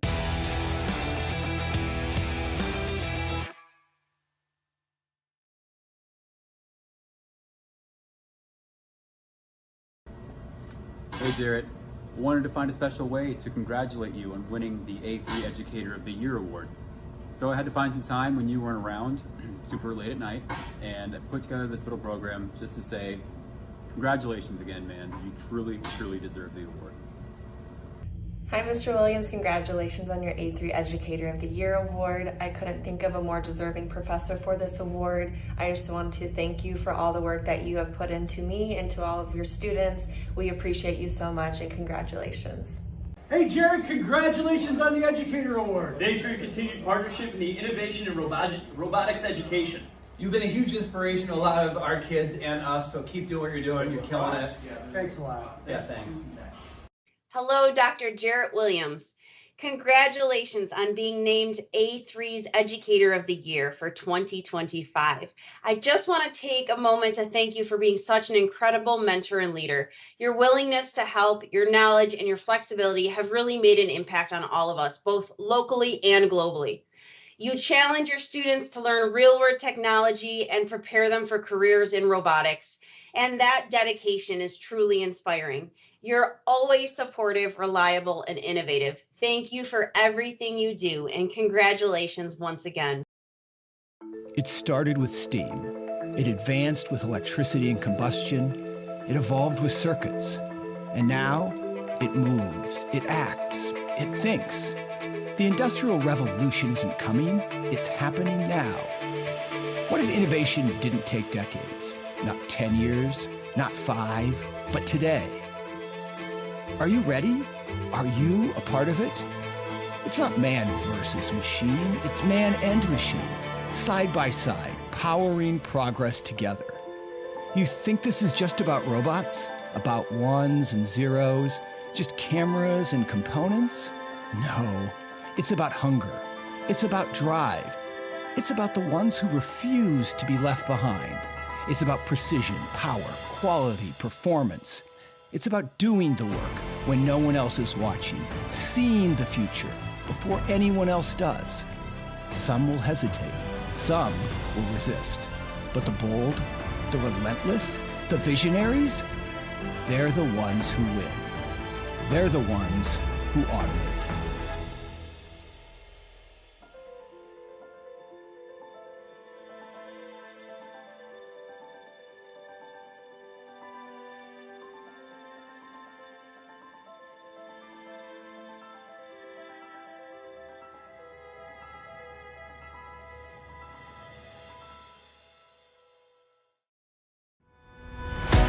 A3, the Association for Advancing Automation, is excited to soon be releasing new online curriculum and credentials.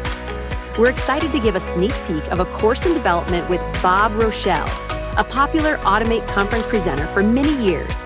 The following excerpt is from the first course in our soon-to-release Getting Started with Industrial Robotics. It's a great program for businesses considering a shift to automation. An adapted version will also be available for high schools and colleges offering introductory robotics programs. To learn more, email education@automate.org. We hope you enjoy this small sneak peek.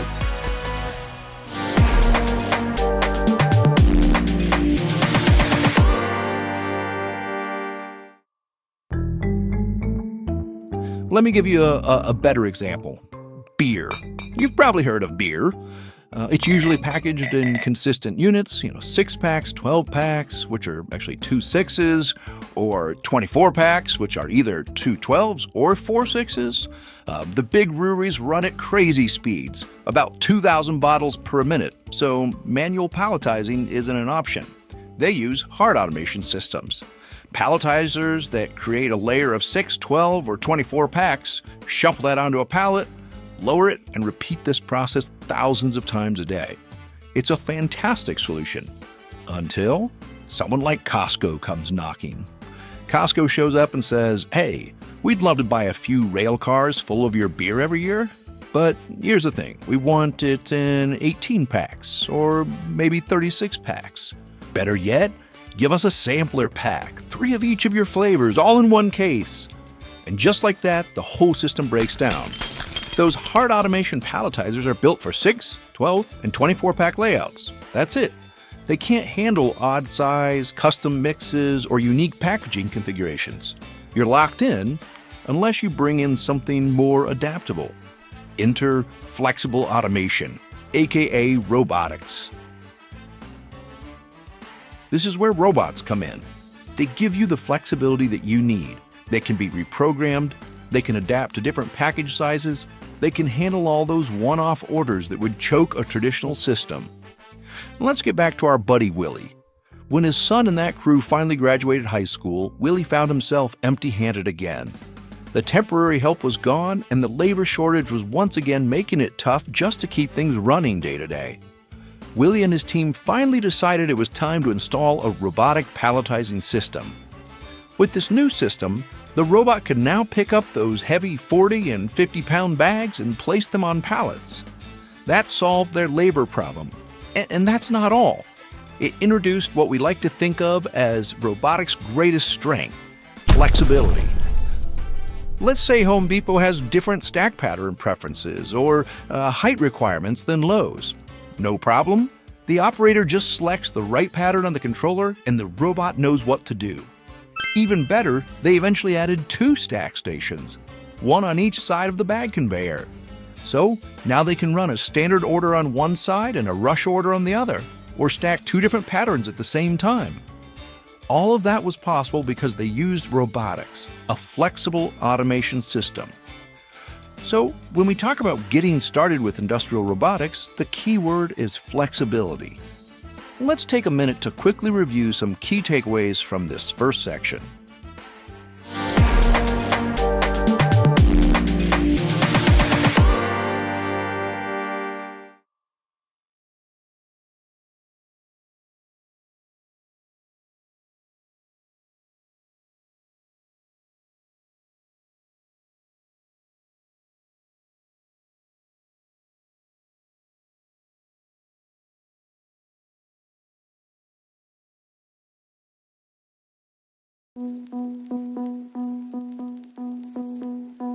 You may have noticed we've been growing faster, bigger, every year, more industries, more people, more impact. Well, in 2026, we're going back to Chicago. Automate returns to the Windy City with an expanded footprint, more technology, more solutions across more industries. Innovation at scale yet again. Now, for 2027, we have a very special announcement. Las Vegas, a new stage for the future of automation, connections to new customers, a gateway into new markets. Welcome to the next era of Automate. We'll see you there.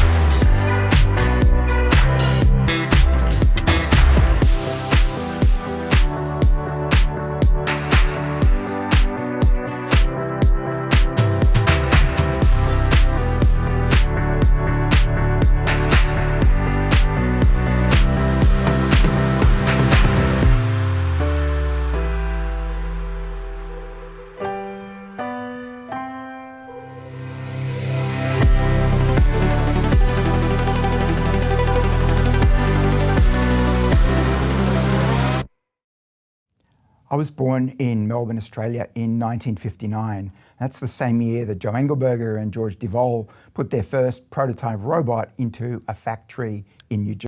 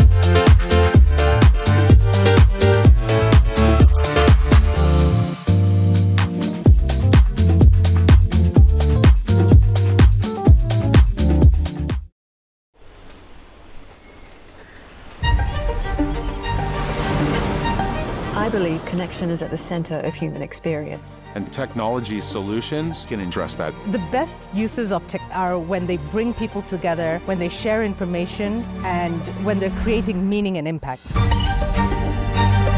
Behind every piece of tech is human creativity. Technology and innovation is woven through the fabric of human experience. And helps with some of the challenges we face. It is revolutionizing the field of care by filling gaps in order to support us in the best way. It's like traveling with a doctor in your pocket.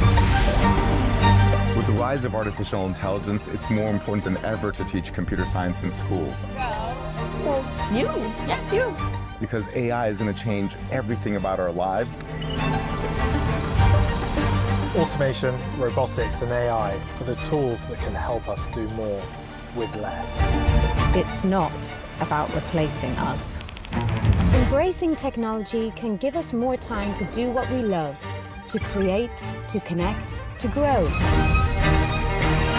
Technology doesn't slow me down. It does keep me going. The future isn't a distant dream, it's happening right now. And I'm really excited about it. The old and the new come together in a brand new way is absolutely mind-blowing. It is beautiful. Welcome to the age of automation.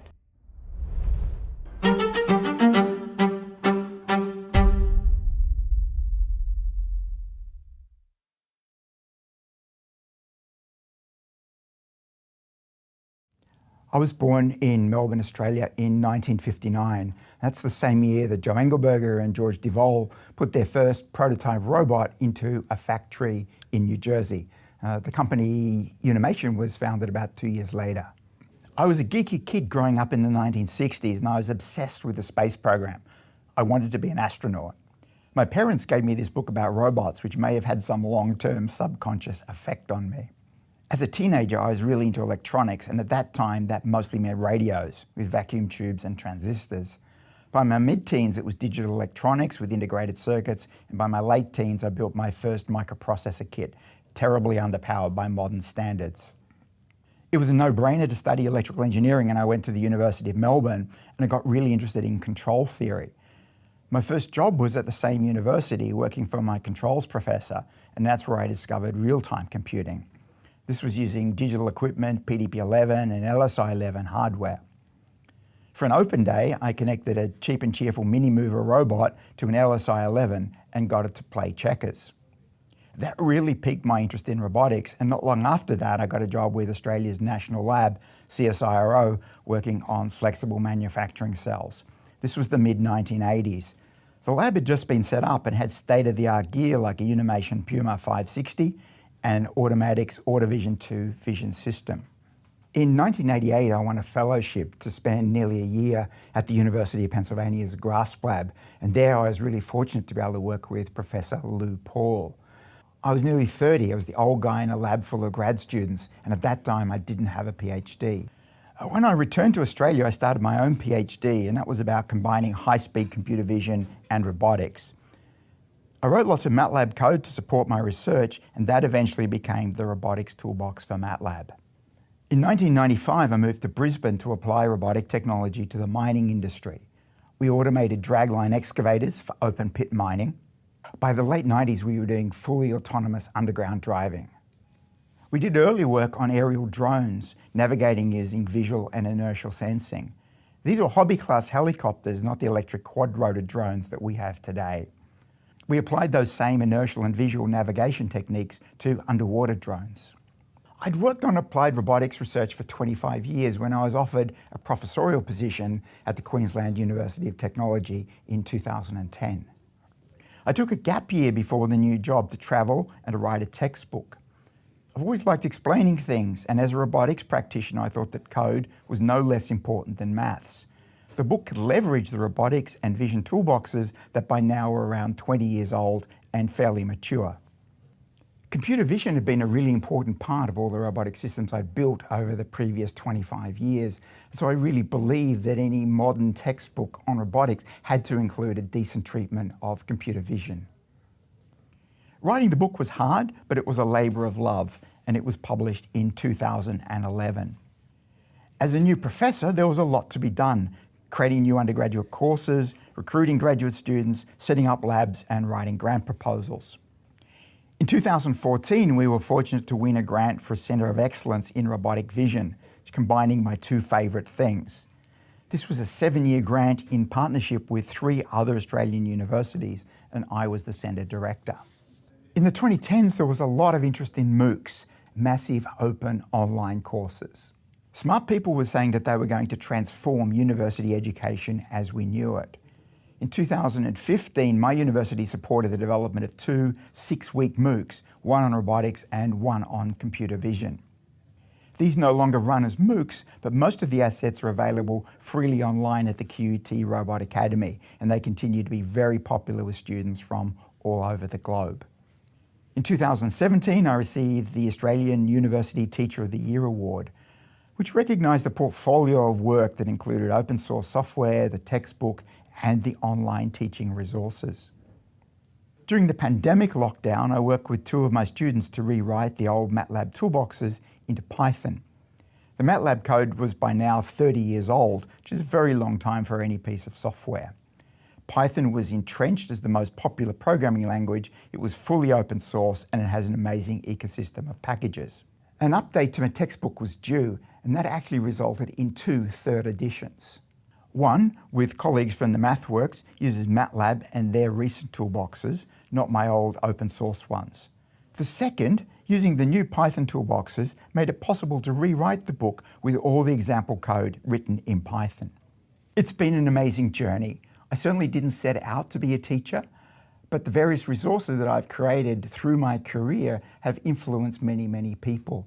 I actually don't know how many, but I do get lots of nice emails, and people come and chat to me at conferences and say nice things. Writing a textbook is a sub-minimum wage endeavour. It's the positive feedback from readers that makes it all worthwhile. So in that vein, I am totally delighted to be the recipient of a 2025 Engelberger Award for Education.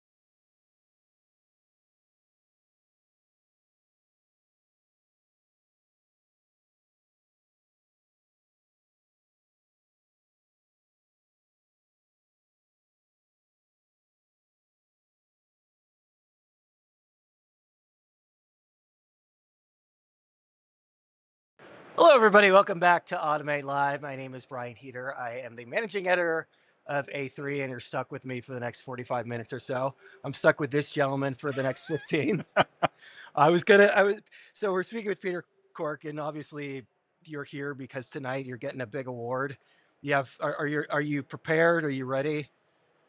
I think I'm ready. I don't think I've never won an award of this kind of stature ever before. So I'll do my best. You've won a lot of participation trophies over the years. Yes. Yeah. I was gonna ask you if you were jet lag coming from Brisbane, but you've been here for a minute. That's right. My wife and I, on a holiday in the US. We're going to be in the US for about 6 weeks. We've been here for 3 and a bit weeks already. Been touring around Utah, all the beautiful national parks over there. So I'm fighting fit, not jet lagged. Looking forward to tonight. Is Utah the closest that you can get to Australia in the contiguous United States? No, Hawaii would be. Hawaii, okay. Yeah. Well, contiguous. Oh, in the contiguous, then probably California, I think would be the closest. Yeah, I mean, and it's like 14 hours still from my city, Brisbane, to LA. It's a 14-hour flight. Okay. Yeah, no, I just meant in terms of like landscape. Yeah. Because in terms of similarity of landscape. Yeah, there's parts of Australia which I have not yet been to on my bucket list still up in the northwest of Australia. There's, I think, landscapes similar to what we see in Utah, but I think Utah has it on steroids. Yeah, the 95% that's completely inhospitable. Yes. I mean, a few people ask me what's in the middle of Australia, and I said it's sand mostly. The population all live around the edge of the country. Yeah. And we like going to the beach. Tell me about the scene in Brisbane. You know, I'm largely familiar with a lot of the tech companies coming out of Sydney, but what's kind of the vibe out there? So Brisbane, I think, is Australia's third largest city, and maybe the fastest growing city at the moment. I would say there's no one industry that really dominates in Brisbane. I think that the Australian robotics scene is probably the centroid of it. It'd be closer to Brisbane than to any of the other cities. So Sydney, certainly, center of finance and business. Melbourne, also a lot of old business, old money. Brisbane's is a younger city. Okay. And for some reason, there's a good amount of interest in robotics. So there's some good universities, a good national lab there, and there is quite a number of startup companies doing robotics. So if you had to sort of say whereabouts in Australia is robotics happening, I'd wave the flag pretty much for Brisbane. Okay, yeah. I've heard the only thing I've heard about Canberra is they're doing some drone testing there. I think Canberra. Yeah. There are a few companies and academics involved in the drone industry based out of Canberra. Okay. They've done some good work, particularly in the open source drone software and algorithms for drones. That's come out of Canberra. But I think more the field robotics is very more a Brisbane thing. And the state of Queensland, which is the northeastern-most state of Australia, has an economy very much based on resource extraction. So we have a lot of metal mining, we have a lot of open pit coal mining still. And that is an industry, it's a big industry in Australia, resource extraction, and it has quite an appetite for automation, for productivity and for safety. And so that's perhaps one reason why robotics and automation technologies thrived in that particular state.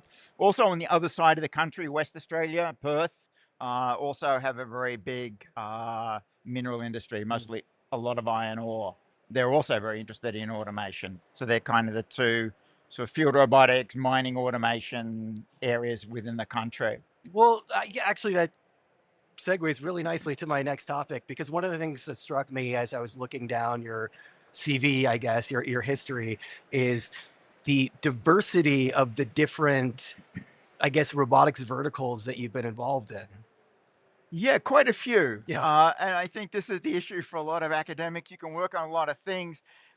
Very few of them actually go through to become a product. Sure. And of the things that I've worked on in my, 40 plus year career, I think the things that actually became products and are used today were out of the mining automation phase of my career. So we developed self-driving underground vehicles in the late 90s. How did that work? I guess in the 90s, I can't even imagine that. So it was pretty, in some ways, simple-minded. We put a SICK laser scanner on the front of an underground vehicle, and you can see the walls because the walls are not that far away from the edge of the vehicle, and so you can make maps as you go. And we're able to do that quickly enough and figure out how to actually do underground vehicle navigation. I guess everything's on a track, so that's pretty structured. No tracks, but they're just tunnels, rubber-tied vehicles driving through tunnels underground. And so we were driving vehicles 20 kilometers an hour through underground tunnels in the late 90s.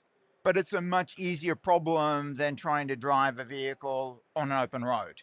Because underground, you control the environment. Yeah. So there are no cyclists, there are no pedestrians. You know where everything is. You've got gates to say who can go in there and who can't. So you can control the safety problem procedurally, right? And so the vehicle doesn't have to be aware of all the complexities that you have on a self-driving passenger car. But that technology we developed, we patented, we licensed to Caterpillar. And as I understand it, to this day, it's still working at multiple mines around the world, which is great. As a technologist, that's what you want. Yeah. Right? You develop a tech and you want it to be out there and making a difference. A lot of the other things, they could have made a difference. Maybe they were too early. None of them were too late, but I think a lot of them were just too early. Yeah, it sounds like you were borderline too early for that in mine technology. Because again, it's kind of boggling my mind that you were able to do that in the 90s. Yeah. If you think about it, it's an industry that's got huge capitalization, right? The huge amount of money invested in machines. If you can make that machine 0.5% faster, that you do the math on that. They're pulling money out of the ground. Correct. Yeah. Yeah. So if they get more utilization out of the machine, it can pull more dirt. Or pull more ore out of the ground. That's making more money. It pays for itself in almost no time. There's not many other industries that are like that, where the sort of return on investment numbers are so crazy. The disadvantage of the mining industry is that it's cyclic, and so we have boom times and bust times. And is that like market based or extraction based? Just generally to do with world economic cycles. And I've ridden a number of these boom busts. You've got a technology, it's all ready to go. The companies want to invest, and then the oil price crashes. And then the guy who was your advocate within the company, he gets transferred sideways or leaves. The and gets one guy job. over there. And then, then you just kind of find something else to do until the next boom, and then you try it. You try it again. So it's kind of challenging having to ride these economic cycles. Yeah, I appreciate the fairly structured nature of it and the safety element of just not having a lot of people there. But I don't know, on the face of it, it seems really difficult from the standpoint of being very dark and like being underground. So obviously you wouldn't have gotten whatever G they were on at the time in the 90s. So, I mean, we did a lot of experimental work underground, and that's an interesting place to be with the boots and the light on your head and all of that stuff. But to put human workers underground, you have to engineer the environment, and that costs you a lot of money. Yeah. So you've got to make sure that there's no dust in the air, that there's oxygen in the air, that it's sufficiently cool, and that the roof is sufficiently stable and it's not going to fall down. So you've got to put all these rock bolts into the roof and huge ventilation systems. And so there's a real expense in putting people underground. If you imagined a future, and we're not there yet, but you imagined a future where all that was underground were machines, no humans at all, and machines doing all the work, then you'd save a mass in infrastructure and energy to run a mine. It's also all 3Ds down there. It's dull, dirty, and dangerous all at the same time. All of those things. Yeah. And for real. It strikes me, and correct me if I'm wrong, it seems like ag tech is one of your main passions. Yes. Ag tech, I think, is another industry that makes a huge amount of sense in Australia. You look at Australia's exports, the top few, minerals and energy, and then the next lot to do with agriculture. So broadacre agriculture, crops, oats and wheat and all those sorts of things. Animal agriculture, I think there's a lot that could be done there as well. I did some very early work on using drones to muster animals. So instead of Australia, they do a lot of heli mustering. So you got crazy pilots in helicopters chasing cattle across the landscape, trying to get them to where you want them to go. This is the one space where you actually want a really loud drone. Yes, absolutely. The animals are contrarian. You've got them all in a group, and then suddenly they'll split, and you only got one guy in a helicopter. Which way does he go? Yeah. So we started to think about have drone wingmen. Yeah, so you've got a main helicopter fleets of one-man vehicle and a number of autonomous helpers. You could do it with ground vehicles as well. So huge potential because in those parts of Australia where we do extensive grazing, the cattle density is really, really low because there's not much nutrition on the ground. Everything density is low in Australia. It seems like. So that would be a brilliant application for drones. Still hasn't happened. I don't know why. I know, and they've been doing this for years. It's really good for tracking wildlife. With the imaging on top, and in terms of especially like endangered species, they do a lot of surveys with drones. So we started to do some. After our group finished off a lot of the mining automation work, we started doing surveying of mine sites from drones, and then we started to apply that same technology for species identification, and then we took it from the air to underwater. So we used basically the same visual nav technology to guide underwater drones. Did you intentionally pick the hardest places? You got to know some things about Australia, and I know there's a lot of snakes and spiders. Yeah, and all these things that want to kill you. Yeah. But in terms of the economy of the country is based on minerals, energy, and agriculture products. They're probably like our top 6 or 7 exports. We have a manufacturing sector, but it's not very dominant. So compared to an economy like the United States or like Europe, which leads with manufacturing, Europe and the United States also got issues, with, say, nuclear cleanup. We don't have any nuclear reactors at all. So a lot of the drivers for robotics that exist in the US and in Europe do not exist in my country. So I guess we've got to find what are the other applications that we could apply this to. And so you're very pragmatic in your choices. I think we have to, if we want to get funding and we want a sort of social license to do this kind of robotics, we need to solve real problems that the country's facing. And because we're an island nation, we've got a huge coastline. So our exclusive economic zone is massive. And so, we have a responsibility to study what's in the ocean.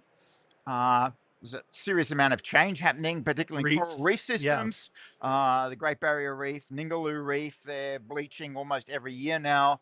So underwater drones can do a lot of work to survey. Doesn't fix the problem, but at least we get some idea about the extent of the problem and comparing it to a baseline over time. So if you were seeking research funding, was this academic largely? So I spent the bulk of more than half of my career working for a national lab. So it has a separate funding line directly from the government. But then the last 12 years, I've been at a university. So I've been seeking competitive academic grants. I think in both cases, you need to find problems that are relevant, compelling, because you're talking taxpayer dollars. But certainly, as an academic seeking a grant, you've also got to say that it's got some kind of academic novelty, which I didn't have in the government role. Yeah. So obviously, we could talk for a few more hours. We got about a minute, so I'm pivoting to education. I'm going to be a really broad question, but what's your sense? What's your take on the state of robotics in education in 2025? I think there's kind of 2 questions there. What can robotics do for education, and what can education do for? Let's take the second part. Okay. Clearly, robotics is a growing field. I mean, given what we see here, what we read about, I mean, in the news. To sustain that industry, we need to train a lot of people. AI is not going to replace all the smart people we need to design the robotic systems, integrate them, maintain them, and all of that.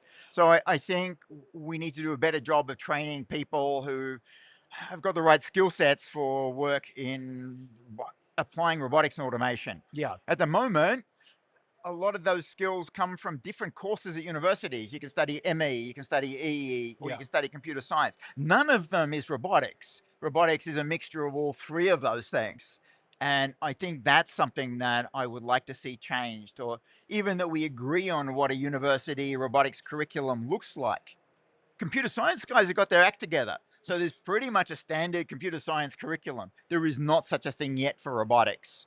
And I'd like to see that happen. I'm going to let you save your voice for tonight. I'll see you at the dinner. Congratulations. Thank you. And it's been an absolute pleasure. Thank you so Cheers. much. Thank you very much.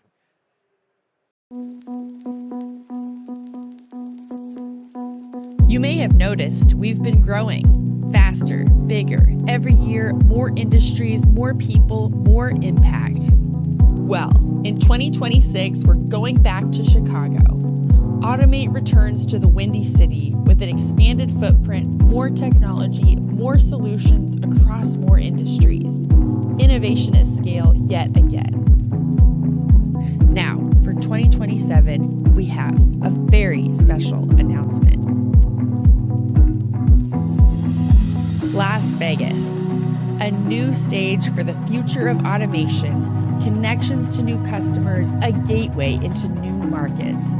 Welcome to the next era of Automate. We'll see you there.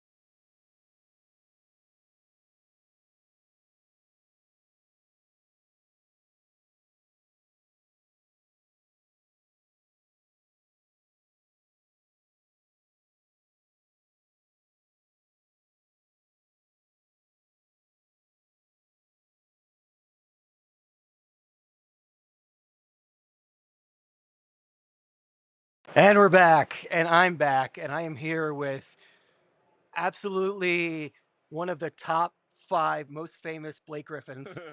Are you number 2, would you say? I think number 2, yeah. That's pretty good. Yeah. Unfortunately, going to be hard to dethrone number 1. That's but, pretty good, yeah. So you're at Interact Analysis. You're a research manager, as we were talking before, and we brought you on to talk about perhaps the most thorny and complicated topic in the next, I guess, 14 minutes or so. Yeah. So those people who have been watching for the duration of the week have watched me try to be very diplomatic about this, sort of touch on it and I assume, you feel this way too, for good reasons. It's difficult to talk about tariffs and not get somewhat political, really. Yeah, I mean, when you're thinking about tariffs as an issue, it's like an inherently politically driven issue, right? Yeah. Like they don't exist if not for the politics surrounding them. So yeah, it's difficult to do objective analysis and not lean into the political analysis side of it, because again, it's the primary driver behind it.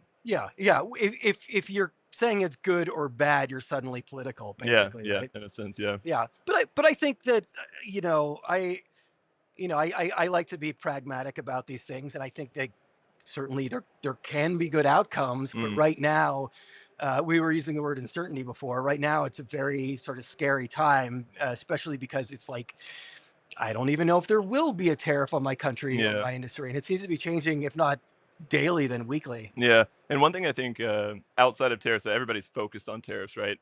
The administration's policy outside of tariffs, there are some things that like to be optimistic about, I would say. So one is the accelerated depreciation program that they're bringing back as part of the tax code. So some of the uncertainty that we'll get into that's like causing a bit of a decline in capital expenditure could potentially be offset by that coming back online. That had been present in the first Trump administration, got reduced in the Biden administration, and it's now they're talking about putting it's called like the bonus depreciation of 100%. So basically, you'd be able to expense some of the investment that you make into capital expenditures. So I think it's one of the more interesting things about being at a show like this, because you have the manufacturers themselves and then the people who manufacture for the manufacturers. So the vast majority of people in this room are being impacted by exactly what we're talking about right Yeah, now. absolutely. How have your conversations been this week? yeah, it's really interesting. So you get wrapped up in like the headlines around tariffs where there's rampant uncertainty, and then you go talk to people that are actually involved in this on a day-to-day basis. And I would say it's more positive than I was expecting. It could be because there's like a stocking up there's a perception that stocking up is occurring in the market ahead of tariffs. Stocking up in terms of inventory? Yeah, so if you're a component manufacturer, their customers may be trying to order now before tariffs go into full effect and things become more expensive. And you've kind of seen that reflected in the data already.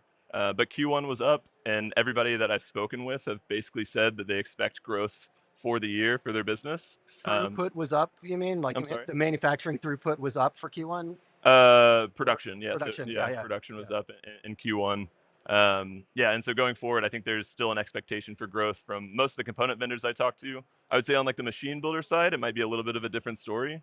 There is a huge expense associated with buying these machines, right? And when things are as uncertain as they are right now, it begs the question of whether people that are making those decisions are going to be comfortable with that capital outlay. So the machinery sector might dip further than the component sector or the manufacturing sector, but because it's just a big box of components, and 90% of the components now are made either certainly in Asia. I know there's a lot of production happening in Vietnam.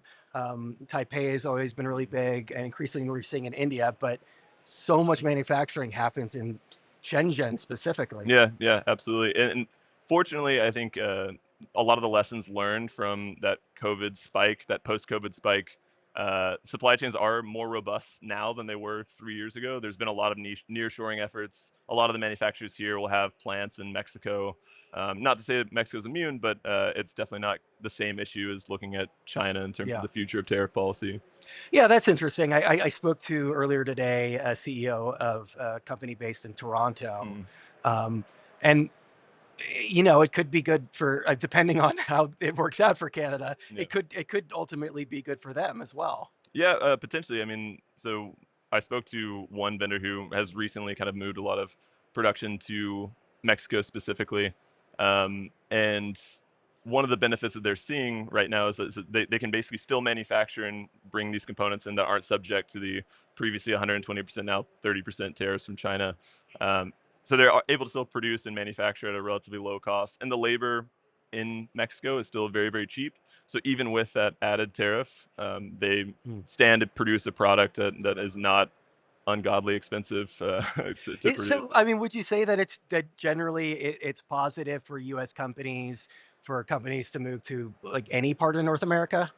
I think nearshoring has been highlighted as a trend and something that is important to do outside of tariffs. I think it is The something that supply chain broke, and we're in Yeah, Detroit, exactly. and there are a few visuals that will always stick in my mind from the pandemic, and one of them was those aerial photos of like running tracks with all of the trucks that they couldn't sell because they just couldn't get the chips for them. Yeah.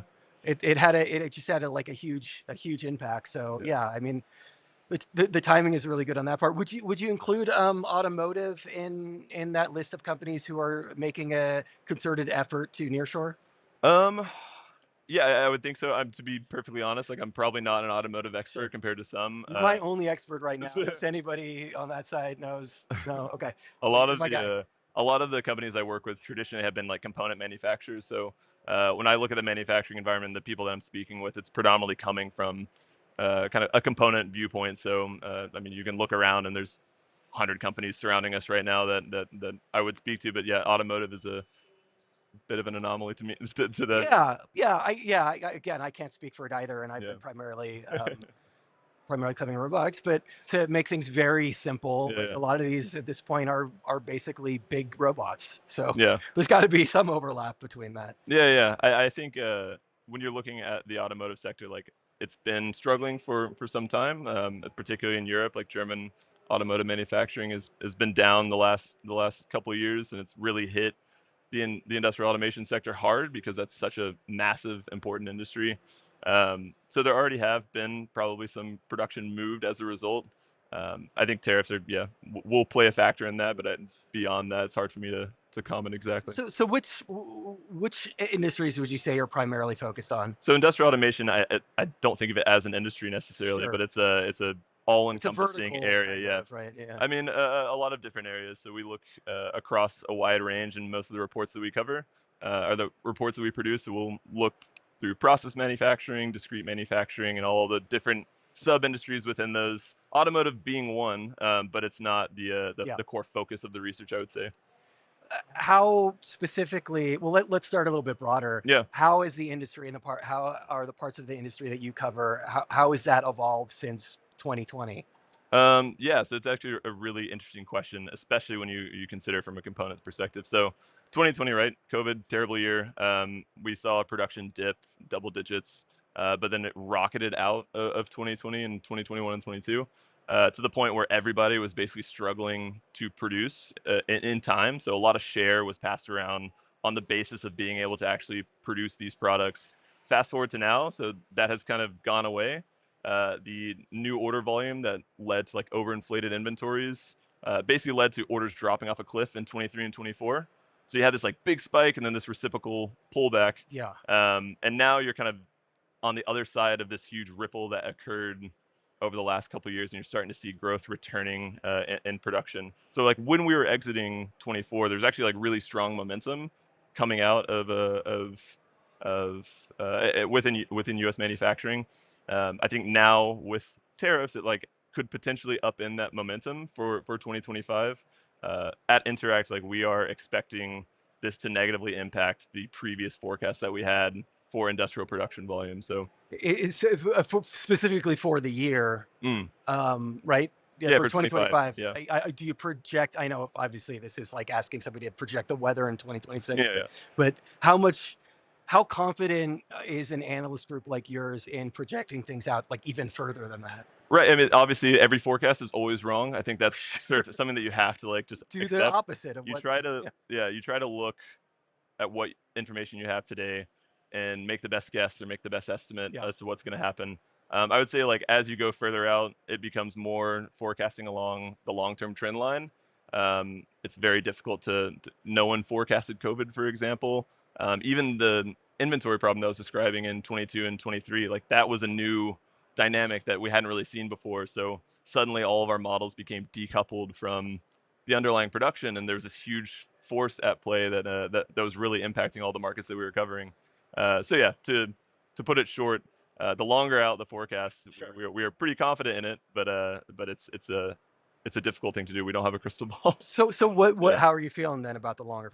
As it relates to manufacturing generally, and everything we talked about. Yeah. You know, I know the tariffs are obviously day to day, so that's Yeah. a tough one. So I mean, manufacturing generally, like we do expect this kind of tariff related shakeup to have an impact over the next several years. So 2025 is the year that we've tried to tie down first. We definitely think it's going to be a reduction off the baseline, but we still think it's going to grow. So our forecasts and the data set that we cultivate, it's called the Manufacturing Industry Output Tracker. We've revised it down, production in the U.S. from 3.5% in 2025 to 0.9%. So quite a big drop from what we had it before the tariffs were announced. As you go into 2026, it kind of starts to climb back into that upward growth because the uncertainty kind of wanes. It's a regression to the mean in a sense. Yeah, in a way. I think the one thing that I personally am viewing as a risk for 26 is the Fed chair is up for renomination.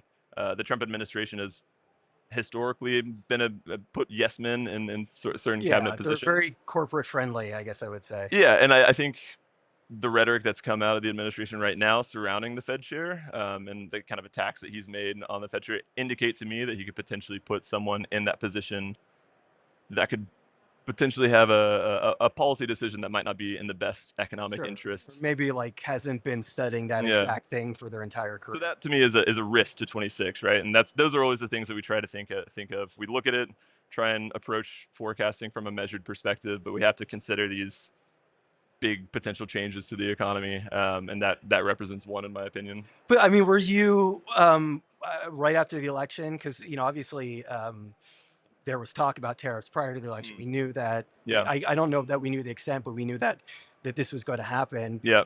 Is like everybody in your office kind of scrambling to like rethink the year? No, I don't think we're scrambling necessarily. I think it's less about the tariffs that were enacted, and more just like the changes that have happened over the last 3 months. So we knew tariffs were coming, right? But we didn't know that they were going to be as drastic and broad sweeping as they were.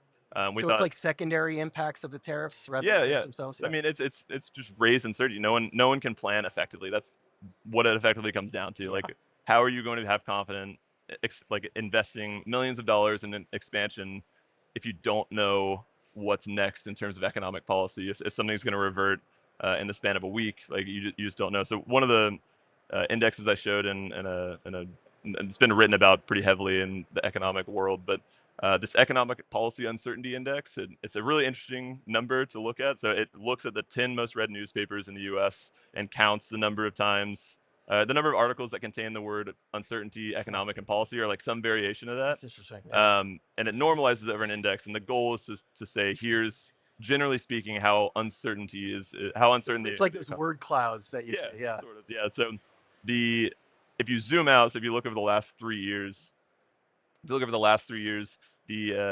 uncertainty is higher than it was during the pandemic right now, which is mind-boggling to think about. Like, we are less certain about economic policy in this country than we were in May of 2020. It's yeah. Yeah. So we only have a minute or so. So I'm going to ask you to predict a big forward-thinking question. But in terms of the conversations that you're having, especially with people around here, obviously they're getting their game plans together, and then their plan B and their plan C and everything else. But what kind of trends are you seeing beyond just the numbers in manufacturing, specifically in the U.S.?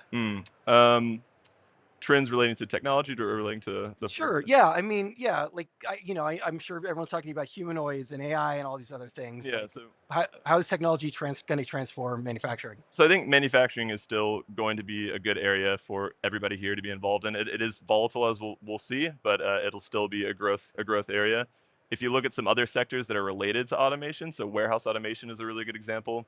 Everybody around here is making a play within that space because it is the high growth area right now. So all the AMR, AGV vendors, that's going to continue to drive growth and be kind of a safeguard against the volatility that you see in manufacturing.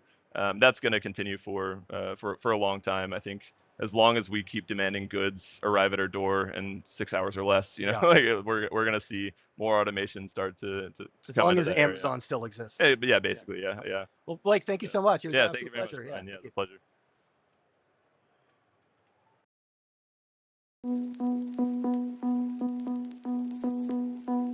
You may have noticed we've been growing faster, bigger, every year, more industries, more people, more impact. Well, in 2026, we're going back to Chicago. Automate returns to the Windy City with an expanded footprint, more technology, more solutions across more industries. Innovation at scale yet again. Now, for 2027, we have a very special announcement. Las Vegas, a new stage for the future of automation, connections to new customers, a gateway into new markets. Welcome to the next era of Automate. We'll see you there.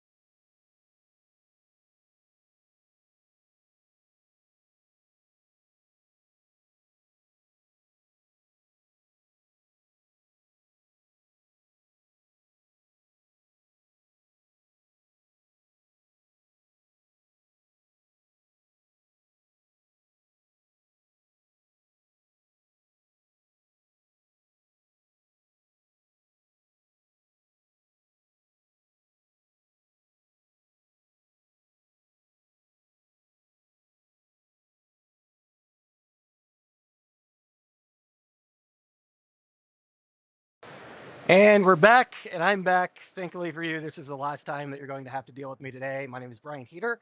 I am the managing editor at A3, and I'm really happy. I'm really excited to finally meet you in person. Michael Taylor, you are the Chief Autonomous Robotics Technologist Yes. at GM. Yes, I am newly. I've only been there 5 weeks, so it's an exciting new job and exciting new space. Are you still in the onboarding process? A little bit. I'm starting to transition off. I think I kind of know enough to be dangerous at this point. Okay. But there's a lot to take in, right? Automotive manufacturing is a Yeah. new space for me, even though I've been in robotics my whole career. So still learning a lot about the new vertical I'm in, but also starting to feel a little bit useful, which is a nice feeling. Is it a role that existed prior to you?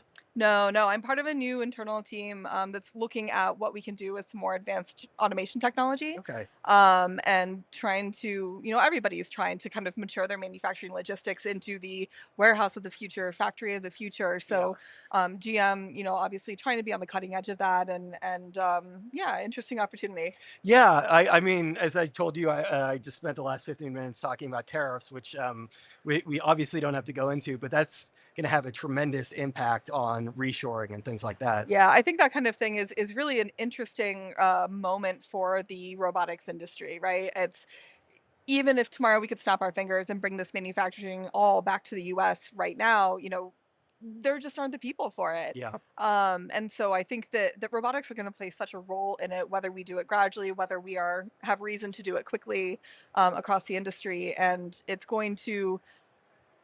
we're going to be held to a probably much higher standard for readiness and technological maturity than Yeah. I think the robotics industry has typically been ready for, which is probably good for us. Yeah. So you're on the manufacturing side of GM versus the car side That's of right. GM. All right. That's And right. is there any sort of cross pollination between the two? A little bit. I actually know some of the folks on the crew side from my past life at Amazon. I worked with a few of them when they were at Amazon. And so, kind of been reaching out. We've hired a few people off that team into our new organization. So, to the extent that those technologies have some overlap, we want to share those lessons learned. There's no reason for everybody to have to relearn them. What's Ty Brady like when he's not being interviewed by a reporter? Oh, he's exactly the same. He's the biggest cheerleader I've ever met. Yeah. So you come to a show like this, obviously, again, like we're in Detroit. This is manufacturing. What do you do with yourself this week? A lot of what I'm doing is twofold, right? There's some stuff that's directly related to my new job, right?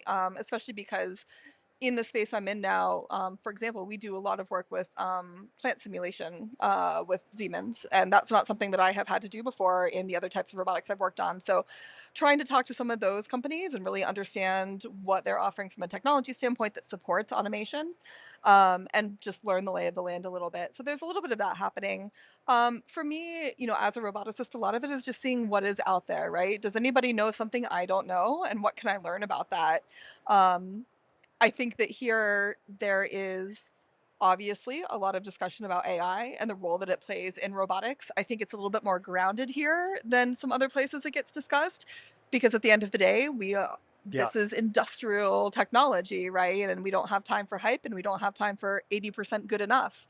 That's really funny. Yeah, I moderated a panel with, and it was specifically on AI in industrial automation. I had one person before tell me, I don't want to talk about generative AI. Well, yeah, I mean, I get everybody's talking about agentic AI, and that makes a lot of sense. But do you think that there will be a role both in manufacturing and, I guess, specifically what you do and what your team does for LLMs and Gen AI? Yeah, I mean, I think like any technology that has been called AI over the last several decades, right? There's always something new that gets called AI. Everything else becomes a classical method. So like all these other iterations we've had of AI, there are going to be some things that really does change and unlock that we previously could not do. I don't think it's an overnight change. It's not a magical robot brain, right? And so I think that the challenge for any organization looking to implement it, especially around embodied AI or robotics, is to figure out the niches where it really makes sense, where it really is going to be a game changer rather than like a 1 or 2% incremental improvement. Yeah, I mean, an incredible thing, and again, this is really reflected in this show, and I guess just A3 generally being located in Detroit is it's unfathomable how far ahead automotive was when it came to introducing robotics. I mean, we're talking back to like the 60s or something like that. There's a long history there. There is, yeah. And I love going to the plants. It's robotic arms, right? It's not the mobile robots I've been working on for a long time. But my God, you stand next to these things and they're 20 feet tall. It's like standing Yeah. next to a dinosaur. It's just this incredibly impressive machinery and automation that they did figure out how to leverage at an incredibly high level of reliability very early on. And so while we look at all these advanced robotics technologies now, they're cool, but the standard has been set on expectations for precision and quality and reliability and uptime. And that's what you're competing against now, not the lack of automation, but what has come before and how much we've come to rely on that in the industry. Do you think manufacturing, and I guess in particular automotive manufacturing, will continue to be, for the foreseeable future, the largest purchaser and user of this kind of automation? Um, I don't know. I think they're going to still play a major role. I think especially as a lot more kind of electric vehicle manufacturing is coming online, it's giving a lot of these companies the opportunity to bring in some new automation technology that maybe they wouldn't have otherwise. So I think it's going to be interesting to see if the automotive industry continues to be at the forefront of this.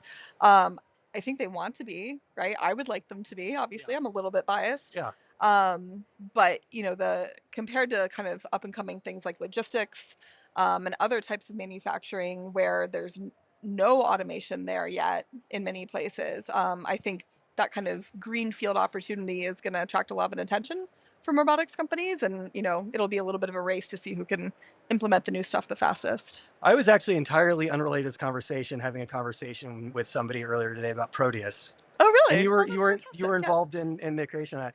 Yep. He said, oh, like most of them are cage. I'm like, I know, I've been to there. And he's like, they wear this like safety vest. And I was like, I know, I broke that story, but Proteus was a really big step forward for Amazon. It was a real mental departure for Amazon Robotics to be operating that way. And one of the really interesting design problems that we had too was that was also a huge change for the people working in the fulfillment centers, right? They've been taught, stay away from the robots. They need to be behind a fence unless you've got that special vest on. They could be dangerous It was to like you. going to a batting cage almost. Yeah. And you really have to pay attention. Whereas Proteus, people can operate around it and basically not have to pay attention to it. But that's a real hard thing for the people who've been trained otherwise to resolve. So there was a real user experience design thing on top of the actual autonomous mobility technology to really make it something that could operate effectively around people who would be comfortable with it. Which was kind of, you had to do that first before you could really worry about, does the robot actually work? Yeah, I think an under discussed element of this, I was talking about humanoids on a panel earlier this week, and we'll talk a little bit about that, but is the just kind of instincts that are built into it. Like I was talking to Melanie Weiss, right? She's really big on safety around robots. And she said, well, one of the downsides of making a humanoid is you see something anthropomorphic and you automatically want to protect it. And as it's collapsing, like you got to stop under, it, right? and then it falls on you. But AMRs, are those going to continue to be your focus for now? Yeah, I'm part of it. Yeah, I mean, I think for as GM, sort of on the like user side of the technology, right? It, and as a roboticist, I care that we're always using the right robot for the job. Sure. Right. So if AMRs are the right answer, then yeah, that's going to be part of my purview. But I think that a lot of it too is being able to assess the right automation technology. There's a roboticist in the Boston area named Joe Jones. He was one of the chief engineers on the original Roomba at iRobot. And he has this rule of robotics, which is whenever you want to build a robot, the first thing you should do is figure out how to avoid needing to build a robot. Okay. And I really like that rule because I love robots and I have for years, but they're not always the right answer. And so I care a lot that we're using robots in the right way and the right robots in the right way rather than robots for the sake of robots. Yeah, my understanding, I've been to some of the Amazon facilities in Boston for some of those events, but like there's essentially, pretty far outside of Boston, there's essentially these like what is basically a fulfillment center where a lot of this robotics testing happens. Can you talk a little bit about the process of bringing, in particular, an automated or an autonomous system that has to work in around people and then graduating that to an actual like real world setting? Yeah. So, I mean, we obviously did a lot of lab testing first, and that was as much that doesn't work as how is it around people. And, you have QA engineers who are spending all day, every day with these things. And boy, you get a lot of initial feedback over, wow, that sound is really annoying. Wow, this thing it does is really dumb. And I mean, that's your really valuable first pass feedback on this, in addition to the functionality. So we did a bunch of with that. But we knew that there were certain things we were simply going to have to learn in the field, right? Yeah. This was such a new way of operating robots for Amazon. No one knows the right answer. This is still new technology in the industry. No one knows the right answer on the right way to do a lot of things. So we got into a real fulfillment center early. And we were there for almost 2 years, I think, before we said, hooray, we have launched in this fulfillment center, because it was very incremental, followed by engineers. We had a lot of extra safety controls in place. We were being careful about the interaction between the robots and the people to make sure people were going to be as safe as possible until we could guarantee their safety. So very, very incremental, kind of building up to finally taking our hands off, being able to step back and just watching to see what would happen. So it was a bit slow and steady. I think it made, the Amazon products much better and got a little bit more buy-in from the folks working in the warehouses. But it does take time, I think, to really do it right. Humanoids, yay or nay? I will preface this saying, if anyone's going to convince me humanoids are a yes, it's going to be Melanie Wise. Okay. But mostly I think no. I think the fact that she came from AMRs is like that, pretty yeah, concerning. and she knows her stuff, and she also has such a good view on safety, that I know that the humanoids that she's working on are held to a very high standard on safety, whereas that's not always true from a lot of the companies that are kind of speed running the development So process. safety is kind of one of the primary concerns for you? It is, yeah. I mean, they're dynamically stable, right? And so you lose power, it falls over. I took my 7-year-old to a robotics trade show a couple weeks ago in Boston, and we were walking past some humanoids, and I had my hand out not to catch the humanoid, but to protect my son. Yeah. Because if that thing had fallen over, he's a little guy, I could crush him. So I think about that stuff a lot, especially in industrial environments where safety is such a priority. I think, the bipedal form factor, right? That's a lot of cost and complexity for 2 legs, right? Can you get a torso on a wheeled base? Can you do 80% of the humanoid applications with that? Yes. At what point do you really need Yes. 2 legs? Yes. So, that's the thing where I'm sure the applications are out there. They're probably not in the industrial environment as much, because those are designed for wheels, right? Forklifts, carts, trolleys, all that kind of thing. I think there's probably more applications outside of the industrial environment than inside, but I'm sure there are some in the industrial environment. It's just a question of narrowing that down to where humanoids really are the right answer, versus one of many possible answers. Yeah, let's expand our definition of what constitutes a humanoid. Okay, Like, okay. you know what I mean? Like, people are right now. My understanding is people are like, okay, torso up if it kind of looks like a person. Yeah, Has 2 yeah. arms, then it's. I mean, they're all mobile manipulators, Yeah. right? It's a question of the locomotion. So Yeah, it's really the bottom half. yeah. Now, do I think that there are applications for bimanual mobile manipulators of any locomotion? Absolutely. It's just, do you when is the cost and complexity of bipedal locomotion really worth it? Yeah, I think part of the problem. Well, I know part of the problem, again, because I was at TechCrunch for 9 years. Is hype cycle? Is all the money is going into this particular thing, and so much of that excitement and investment was around legs early on. So everybody kind of went straight to legs.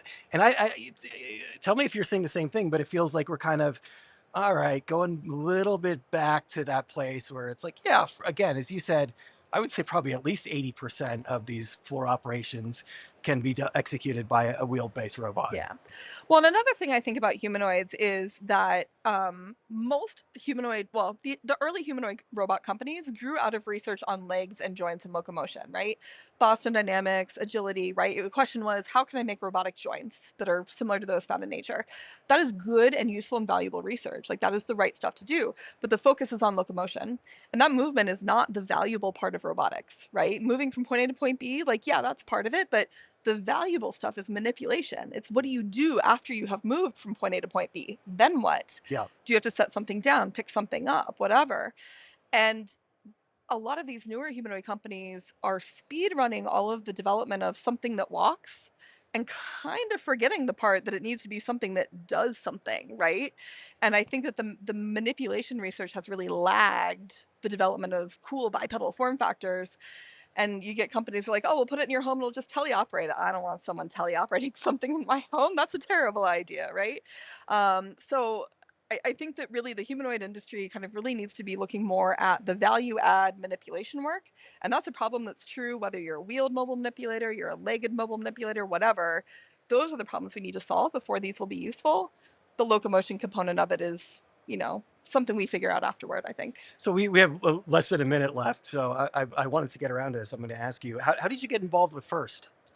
When I was 16 years old, a bunch of engineering students from Ohio State University came to my high school and said, hey, we want to start this team. And my science teacher said, hey, Michael, you've got a study hall period when they're here. Why don't you come to the meeting? And then it changed my life. It was just a straight shot from there, basically. Pretty much. Fell in love with robots right away. Michael, thank you so much. Thank you. Yeah.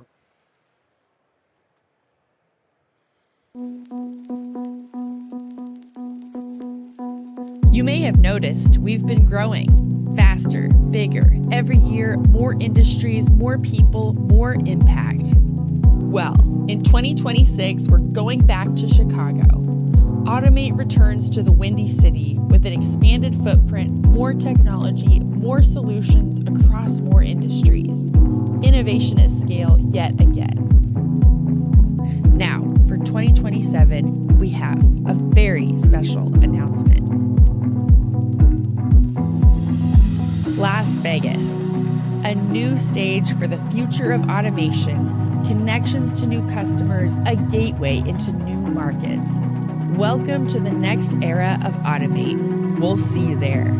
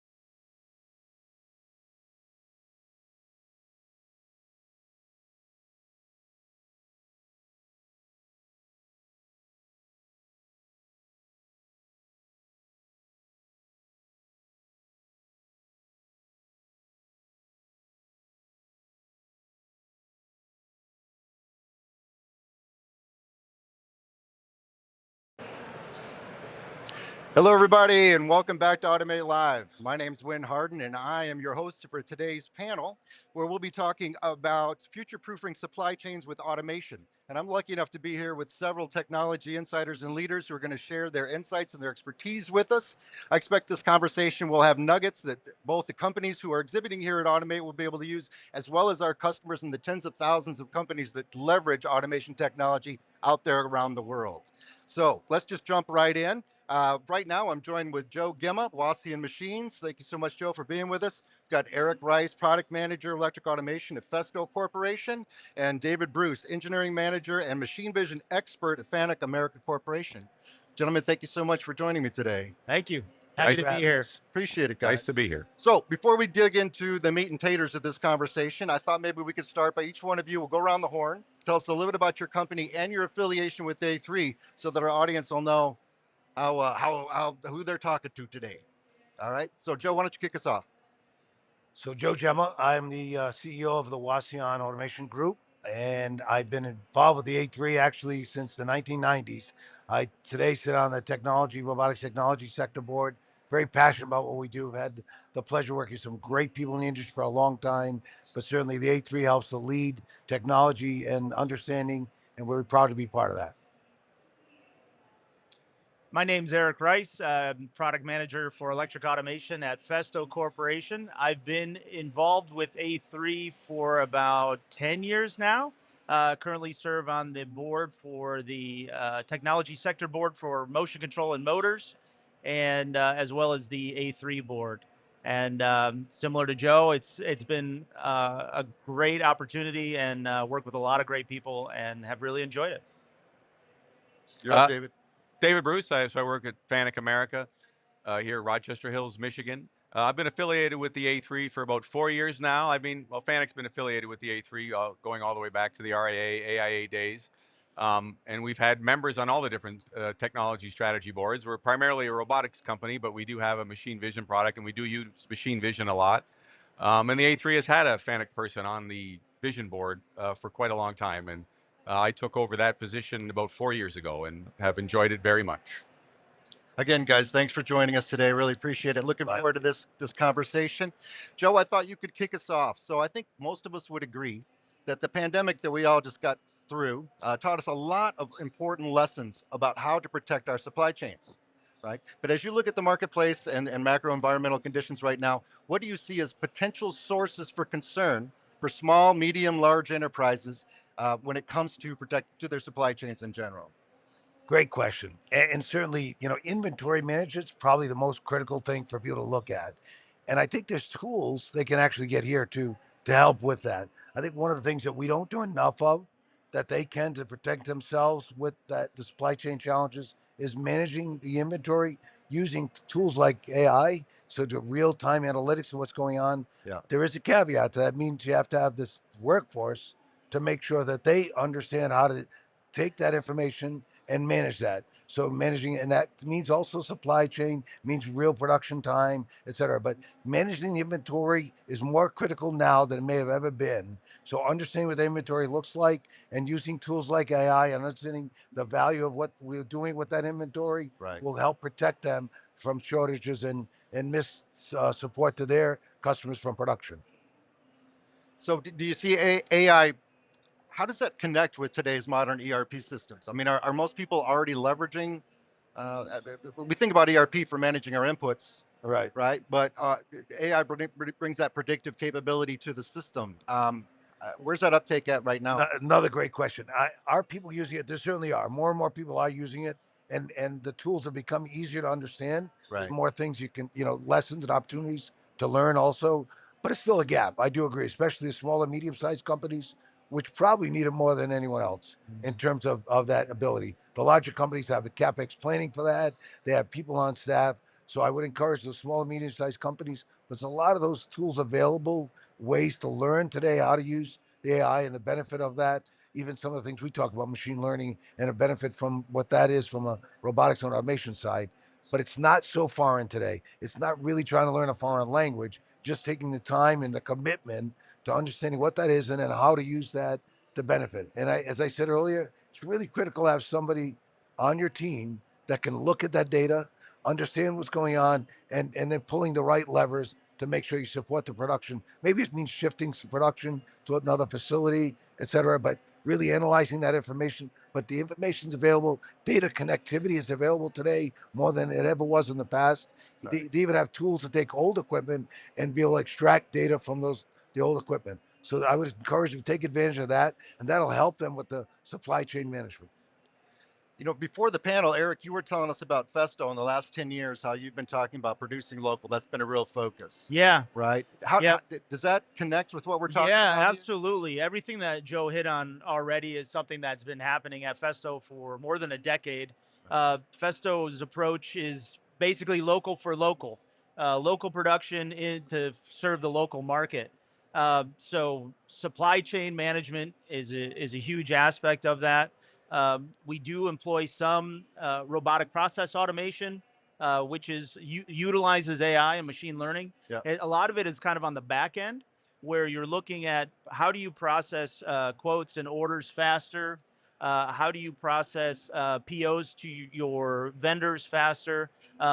So it's one area of machine learning that's not very sexy because the user doesn't see it. It doesn't end up in a product, but it makes your operations run much better. It reduces a lot of human error. But to the point that Joe made earlier, Festo's a big company. They have a lot of resources to put into that. I think smaller companies and medium-sized companies that don't have those resources, fortunately, we've got a great ecosystem, a growing ecosystem of venture capital in the automation space. And there's people developing solutions today to make those smaller companies more successful. Gotcha. I'm really intrigued to see what they come up with. Beautiful. Beautiful. Yeah. So, David, being a representative from Fanuc America, one of the Yes. world's leading robotics companies, got a good question for you. So, how does automation impact workforce development, and how can folks use that to help protect their supply chains? That's a great question. So one of the things with robots is that they take over the dusty and dirty jobs that no one wants to do, and typically when that happens, the existing employees learn how to operate the robot, learn how to program the robot, make suggestions on how to use the robot differently, or hey, we could use a robot over here because I see what it's doing here now. And so their skills go up, and their satisfaction goes up. So that's a great way to keep your workforce, keep them in general, but also keep them motivated and fulfilled, right? Because robots are able to take over a lot of the tasks that, frankly, you don't want people doing. And then if you have a motivated, fulfilled workforce, then that's going to help your supply chain as well, because you're going to understand where your parts are coming from, how they're being made, the quality is going to go up, and that's going to have positive impacts on the supply chain as well. So, we hear a reoccurring narrative right now that the newest generations, may not have the same interest to get into manufacturing. But one of the important differentiators for companies as they're trying to attract talent is this use of advanced technology. And it makes it much more appealing to the younger workers who are coming into play. I want to pass this over to you, Eric. Are you seeing similar? Yeah, definitely. I think the struggle that we face is manufacturing. I think for a lot of generations still means the dull, dirty, and dangerous job. Right. People think of manufacturing and they think of doing something manually on a line, putting something together, and that's just not attractive. So as an industry, I think, and A3 is a leader in this, in trying to convey the message to the younger generations that the new manufacturing jobs are automation jobs. Right. They're technology jobs. Technology jobs. Yeah, they're technology jobs. They're managing, whether it's robots, automation, hardware and software. It's way cooler. It's a technology job. Yeah, there's a lot more to it, and you get to leverage those skills that you used as a kid.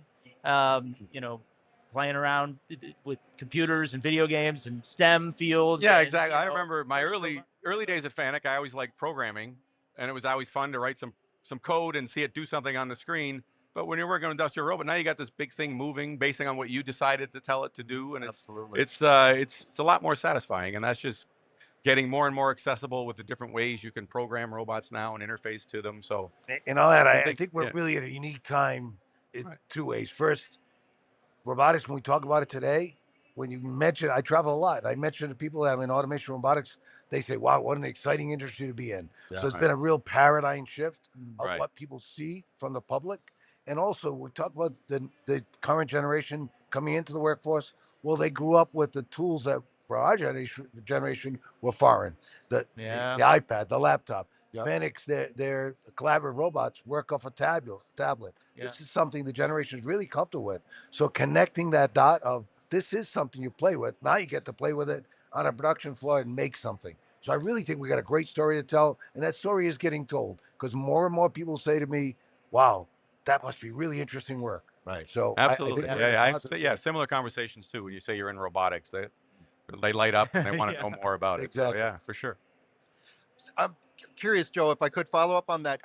There's been a lot of discussions about voice-based programming, right?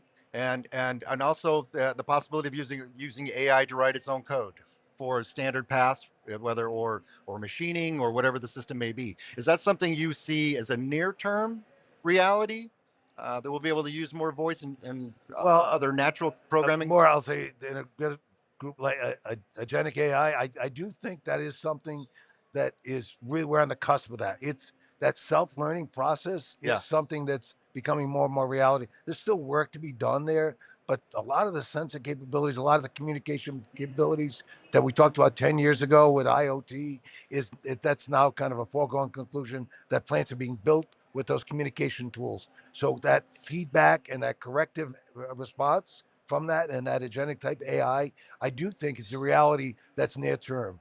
I don't know that's going to be all voice activated, but that self-learning process with that and voice activated, I do think is a more of a long, short-term result we'll see in the near term.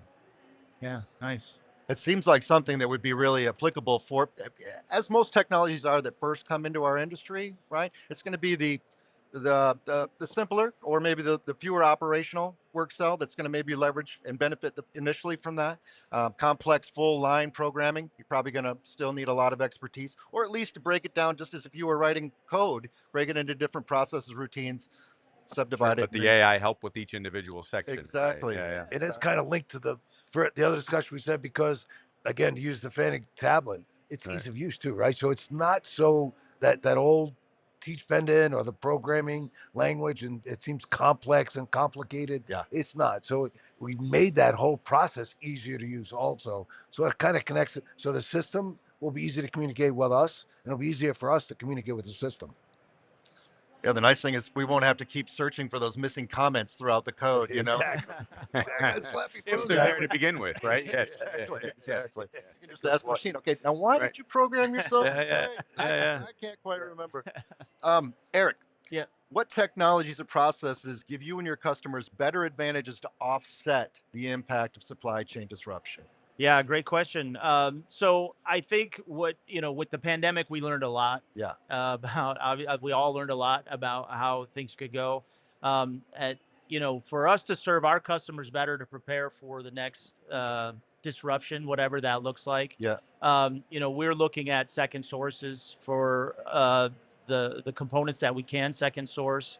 I mentioned the local for local initiative, trying to build more here in North America to serve the local market. Yep. I think every company can take advantage of those simple things, but a lot of it takes really like just the time and the effort to sit down and think about how your business is going to be affected by that. Right. And the silver lining of the pandemic maybe is that we all learned quite a bit about how that would affect our business. And so that gave us the opportunity to think about different ways that we can make it better in the future. Right. If it comes back. Joe, you want to add something? I would like to, if you don't. So digital twin, first of all, I agree. There's a real value in the digital. It's kind of, looking in the mirror of your process. Yeah. So you can help with, predictivity and preventative management of the system, even understanding if I want to increase productivity, what does that look like before you try to implement it on the floor? Another, I think, key technology for people to look at it that gives them a lot of ability to scale is the AMR technology. You'll see a lot of that here. Yeah. And one of the nice things about an AMR technology is you can scale because of the navigation and group management of the technology. You can add another piece of equipment much more easily than you could in the past with some of the other traditional technology. So that's a real way to kind of help your production and productivity by scaling with the technology that we have available today using the AMR, and more in Fanuc actually showing today here with AMR with a robot mounted to it. So you can take the robot technology to a process rather than take the process over to where the robot technology is, which is a game changer. Yeah, I'd like to add to that point. I was very skeptical of humanoid robots a few years ago, but what I'm seeing now is pretty amazing.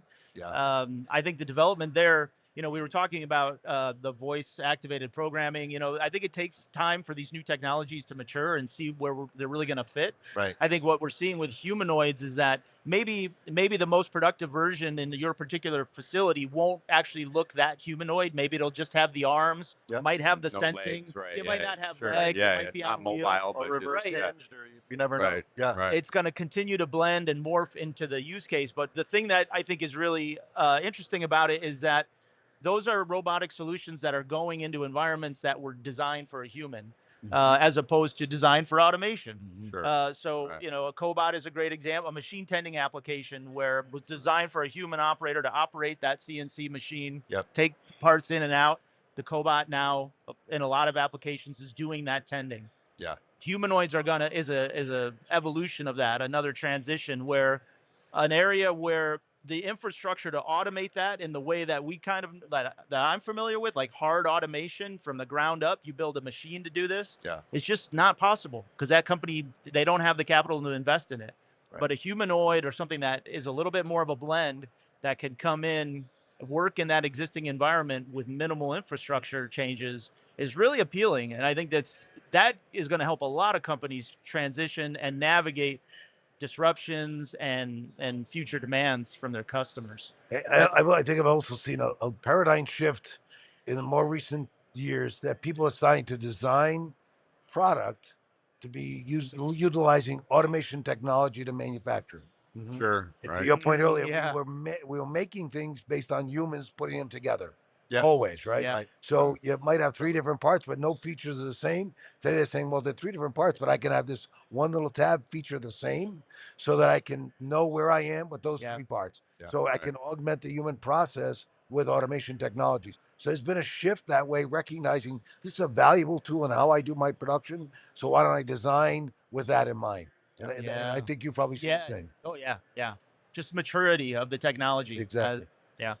And the pace of the evolution, to me, is it cannot be understated. I mean, there's always a lot of hype in the world, but for example, I was stunned at how fast companies were very excited about putting, standard robotic arms and cobot arms on AMR systems. I mean, you went right from the majors, starting to see the beginning of the wave of the introduction of AMR fleets.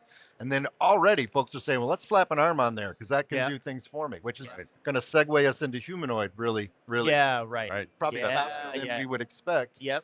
And just one other comment on what you said, Eric. I mean, as we go beyond the shop floor, as we go beyond the production floor, it just feels like our industry's truly becoming unleashed.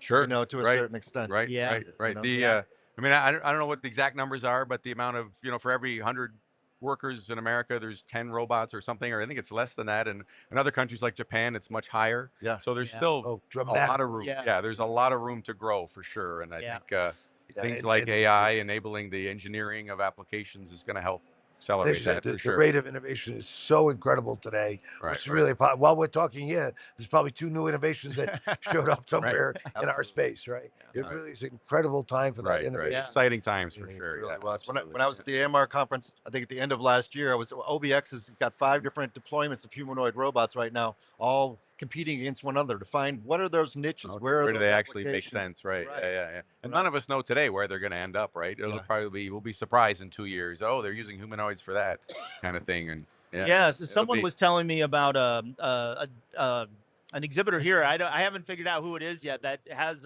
something that some kind of wearable that you can put on. As an operator. Exoskeleton. An exoskeleton Yeah. Augment.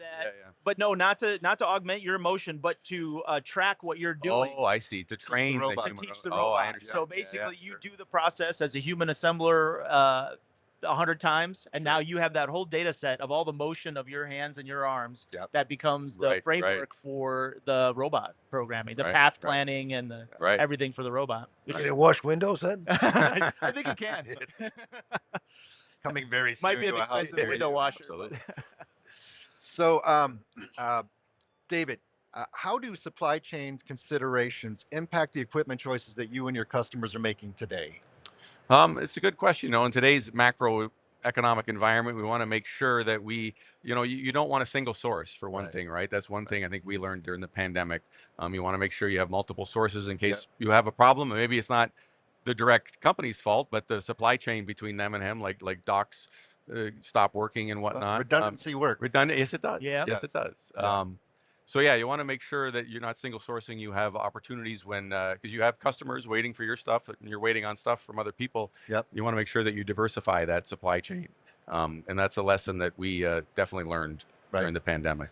It's can we bring that a little bit forward into the actual technology implementation, right? I mean, so if we're trying to make sure that we have multiple sources, some near shore, others, and others where have different value propositions in terms of our cost structure or whatever it is, how should they think, especially, Joe, in our earlier conversation, the new entrants into our new customers that are coming to us, the vast majority are small and medium enterprises, right?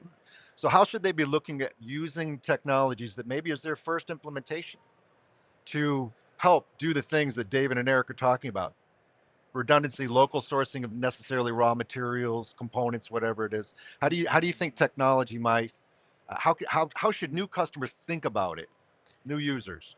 That's a great question. Well, one thing we would always recommend is, first of all, try to start simple, Right. with some process Yep. that maybe is defined, so you Yes. can kind of understand the technology. I use the analogy that if I was going to teach my teenager how to drive, I got to teach him where the stop sign is. I got to teach him how to red lights work. I teach him how to enter a highway and on ramps and off ramps.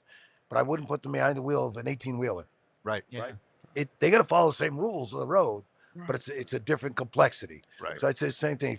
To utilize the technology, take advantage of that, get your team adopting that technology. Start with something that is simple and you can grow into the technology, and then you can take full advantages of what those are. As far as the supply chain management, I really echo that we said, that having 2 suppliers or 3 suppliers.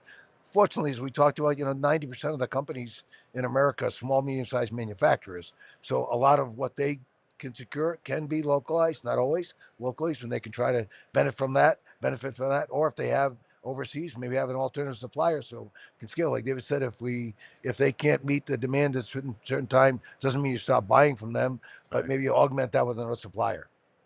Yeah. Does automation really bring the ability, Eric, to get cost parity amongst different regions of the world? I mean, I think we're a long way away from that, but I think it's a necessary piece of it. Right. We were talking before we started about, roughly 500,000 unfilled manufacturing jobs today. Yeah. Just in North America. Just in North America. So Yeah. if we don't figure out a way to automate those jobs, those companies there won't be anything that's going on. So the pace of automation in low labor countries is also extremely high. It's higher than we have it here. They're automating like crazy. Right. So at some point, there's just no other way to get there. Yeah. Whether we actually get to parity, I don't know. But I think what we've learned in the disruptive, during the pandemic, is that if you got to pay 50% more or whatever percent more for a component, but you can get it, it's better than not getting it, Right. So and I think there's other reasons why people buy, not just on price. As we get into higher mix, lower volume manufacturing, where you want it quickly, and consumers are users are willing to pay a little bit more. There's a market there. It might not be the highest volume stuff for whatever, all global supply of one very cheap component, but it could be a little bit higher end, some good that can warrant that little bit higher price. Absolutely. And of course, I mean, if you need it now and you can't find it anywhere else, their lost productivity far outweighs some additional cost on the component solution side. Absolutely. David, talk to us a little bit about, I think of FANUC when I think about this, because I think of ZDT. Right. Okay, That's sure. a program that you guys have had in place for a number of years right Yeah. now. Do companies need to think about modifying their existing maintenance procedures and processes? Do they need to start thinking about life extension? as a way, as you know, we're talking about processes of diversification, but I'm looking for what other processes can help protect supply chains, especially for those small, medium-sized enterprises. Yeah, sure. Unexpected maintenance is a huge downtime, which is going to disrupt the supply chain for somebody, right? Whatever you're making is going to take longer to make, and you're going to have less of it. So, ZDT zero downtime is a product that FANUC has, where all the robots are sending their torque data from all the joints and other things up to the cloud, and there's analytics in the cloud, and customers can write their own analytics, or they can come back to the mothership for our analytics, and we can tell someone, that's running a ZDT robot that we think you better change the grease on that robot, J4 specifically, or you're going to have trouble. And I think there's different levels, like yellow and green, yellow and red. And so yellow is you better get to it soon. Red is you better get to it sooner. I always hear the one case of where they just changed the grease on a bunch of robots. And of course, when you change the grease, you empty out all the old grease and put the new grease in. And of course, one of the joints, they emptied the grease, but never put new grease in. And so very quickly, ZDT saw a spike in the torque, and it was pretty obvious that, hey, there's something wrong with this robot, and they were able to go correct it before it became a major problem. So yeah, leveraging the cloud, leveraging the hyper connectivity we all have. There's all kinds of ways we probably haven't even thought of yet to protect the supply chain, protect your equipment. ZDT is one way, but given how hyper connected things are, the speed of that, and with artificial intelligence and large language models, I think there's going to be all kinds of opportunities to keep your equipment running and not going down unexpectedly. For sure. Beautiful, beautiful. Yeah. Joe, what do you see in your machines, and what do you think about life extension? I mean, that's not something we normally talk about in this industry very much, Well, so part of our operations actually toward automation systems house, but we also have another part of our business that is machining. So we have machine shop, 110 mills, lathes, etc. Yeah. And it is critical that we're maintaining that equipment. And I think that's something that can help the life of not only equipment, but the productivity of what we're providing to our customers. So if we're staying up on the sharpening of the tooling, for instance, and so that productivity, so we have less scrap. Because if I have scrap, that means I have more inventory that I need to be able to reduce for my customers. So keeping that equipment, it really top performance. Again, I'm using an analogy of your vehicle. You don't have to change the oil in the car, but it'll probably at some point have a negative impact, right? So we do. And the same thing with the brake pads. We change the brake pads because we don't want to affect the rotors. Give me long life of that. And maybe more important now than ever to make sure I'm getting the best efficiency out of that equipment. So rather than having long-term downtime, like David talked about, short-term downtime by maintenance to get long-term productivity. Yeah. And are we, who owns that responsibility? Is that the customer's responsibility? Do we have to, as vendors and suppliers? I think we have to enable the customers to. Right? Ultimately, it is the customer's responsibility. Right. Products like ZDT and in different ways can help remind them, can help facilitate them, to make it easier. Right? It's easier. They're going to do it. Can't hit the button and just make the grease flow. Not yet. Not yet. We'll see. Okay. We'll see. Yeah. But yeah, I think ultimately it is the customer's responsibility. Yeah. I mean, that's why we're here as automation suppliers. Our customers want us to give them best practices and the tools to do that. Predictive maintenance is a big topic right now, and they need the expertise, and that's where we come in to give that expertise and those good analogies to explain to them how it works.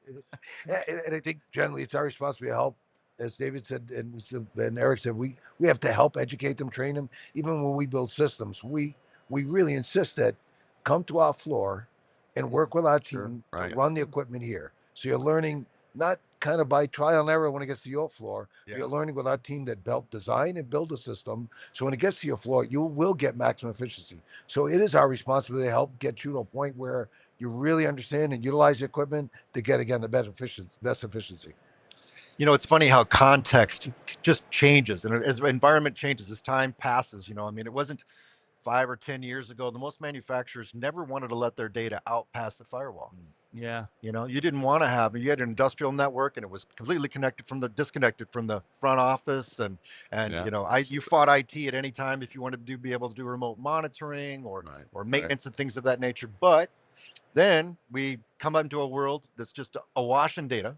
Yeah. Hyper connected too. Cloud is the best solution for cost effectiveness. Right. So it's like if we don't have that luxury anymore to just say it's all in my turf. I'm going to own everything. Right.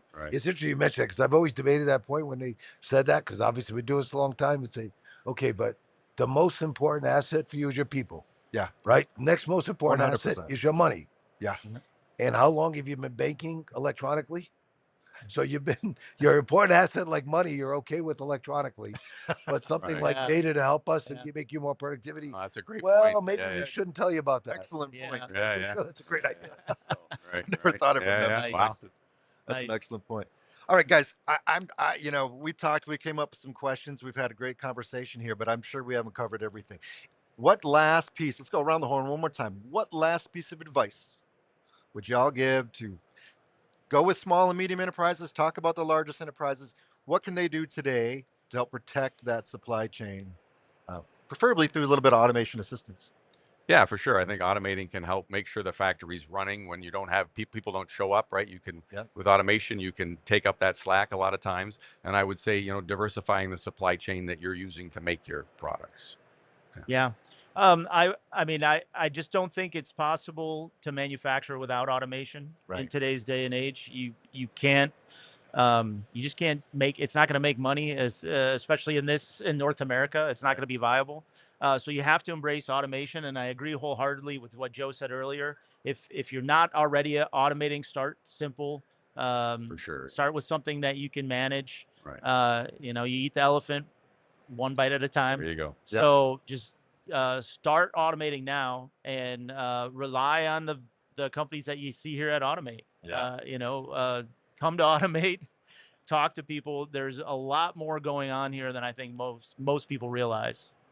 Absolutely. And I'm going to double down on the software side. Let's face it, it's a software world Amen. we're in today. Absolutely, yeah. So invest in what that is, digital twin, AI, Yeah. whatever. But those are areas that you can really help gain efficiencies in your process. But it means it's a commitment. You have to make a commitment, but it's a software world. The nice thing is that generation we talked about, they're software kids. Yeah. It's not a scary thing to them. No. But invest in right. that, and that'll benefit your company. Right. Absolutely.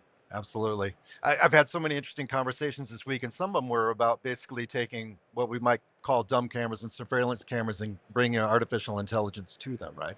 Which then begs the question, well, if we can do this for safety, to keep employees, avoid puddles, optimize missions from AMR systems and things of that nature, can we also help take some of that burden of IIoTing every piece of equipment on my production line? If we're greenfielding, obviously the communications are already in place. Yeah. But the vast majority of our work still comes from retrofits, right? Yeah. So, I mean, when you think about the possibilities of being able to use your safety and your surveillance cameras to be able to identify conveyor traffic, Oh, that's missing, cool. Sure. overfilled Yeah. accumulators, Absolutely. Yeah. and Yep. feeding that into the digital twin you were talking about. Yeah. Now we've got total visualization of what the plant is doing, in Yeah. real time. Right. And Yeah. digitize so AI can Yep. bring to bear and identify improvements and inefficiencies for sure. Yeah. Absolutely. Yeah. Yeah. While keeping employees safe at the same time. Yeah. Exactly. If you Yeah, have that's that, cool. you can take advantage of that and simulate different changes also.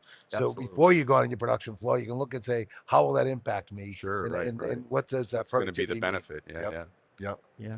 Absolutely. Well, gentlemen, I can't thank you enough for joining us today. And Thank on you. behalf of A3, let me give you one more big kudos. I appreciate you taking time out of this busy day. I hope you've had a great show at Automate. Yeah. And thank you very much again. And until we get back to see you, and I think tomorrow morning, the sessions will begin. And we may have one more left in the day. I'm not sure. But either way, thanks for joining us, and look forward to talking with you again real soon. Thanks for having us. Okay. Yeah, thank Thanks you. very much. Thanks, Great. guys. Appreciate All it. right. Thanks, guys. You may have noticed we've been growing faster, bigger. Every year, more industries, more people, more impact. Well, in 2026, we're going back to Chicago. Automate returns to the Windy City with an expanded footprint, more technology, more solutions across more industries. Innovation at scale yet again.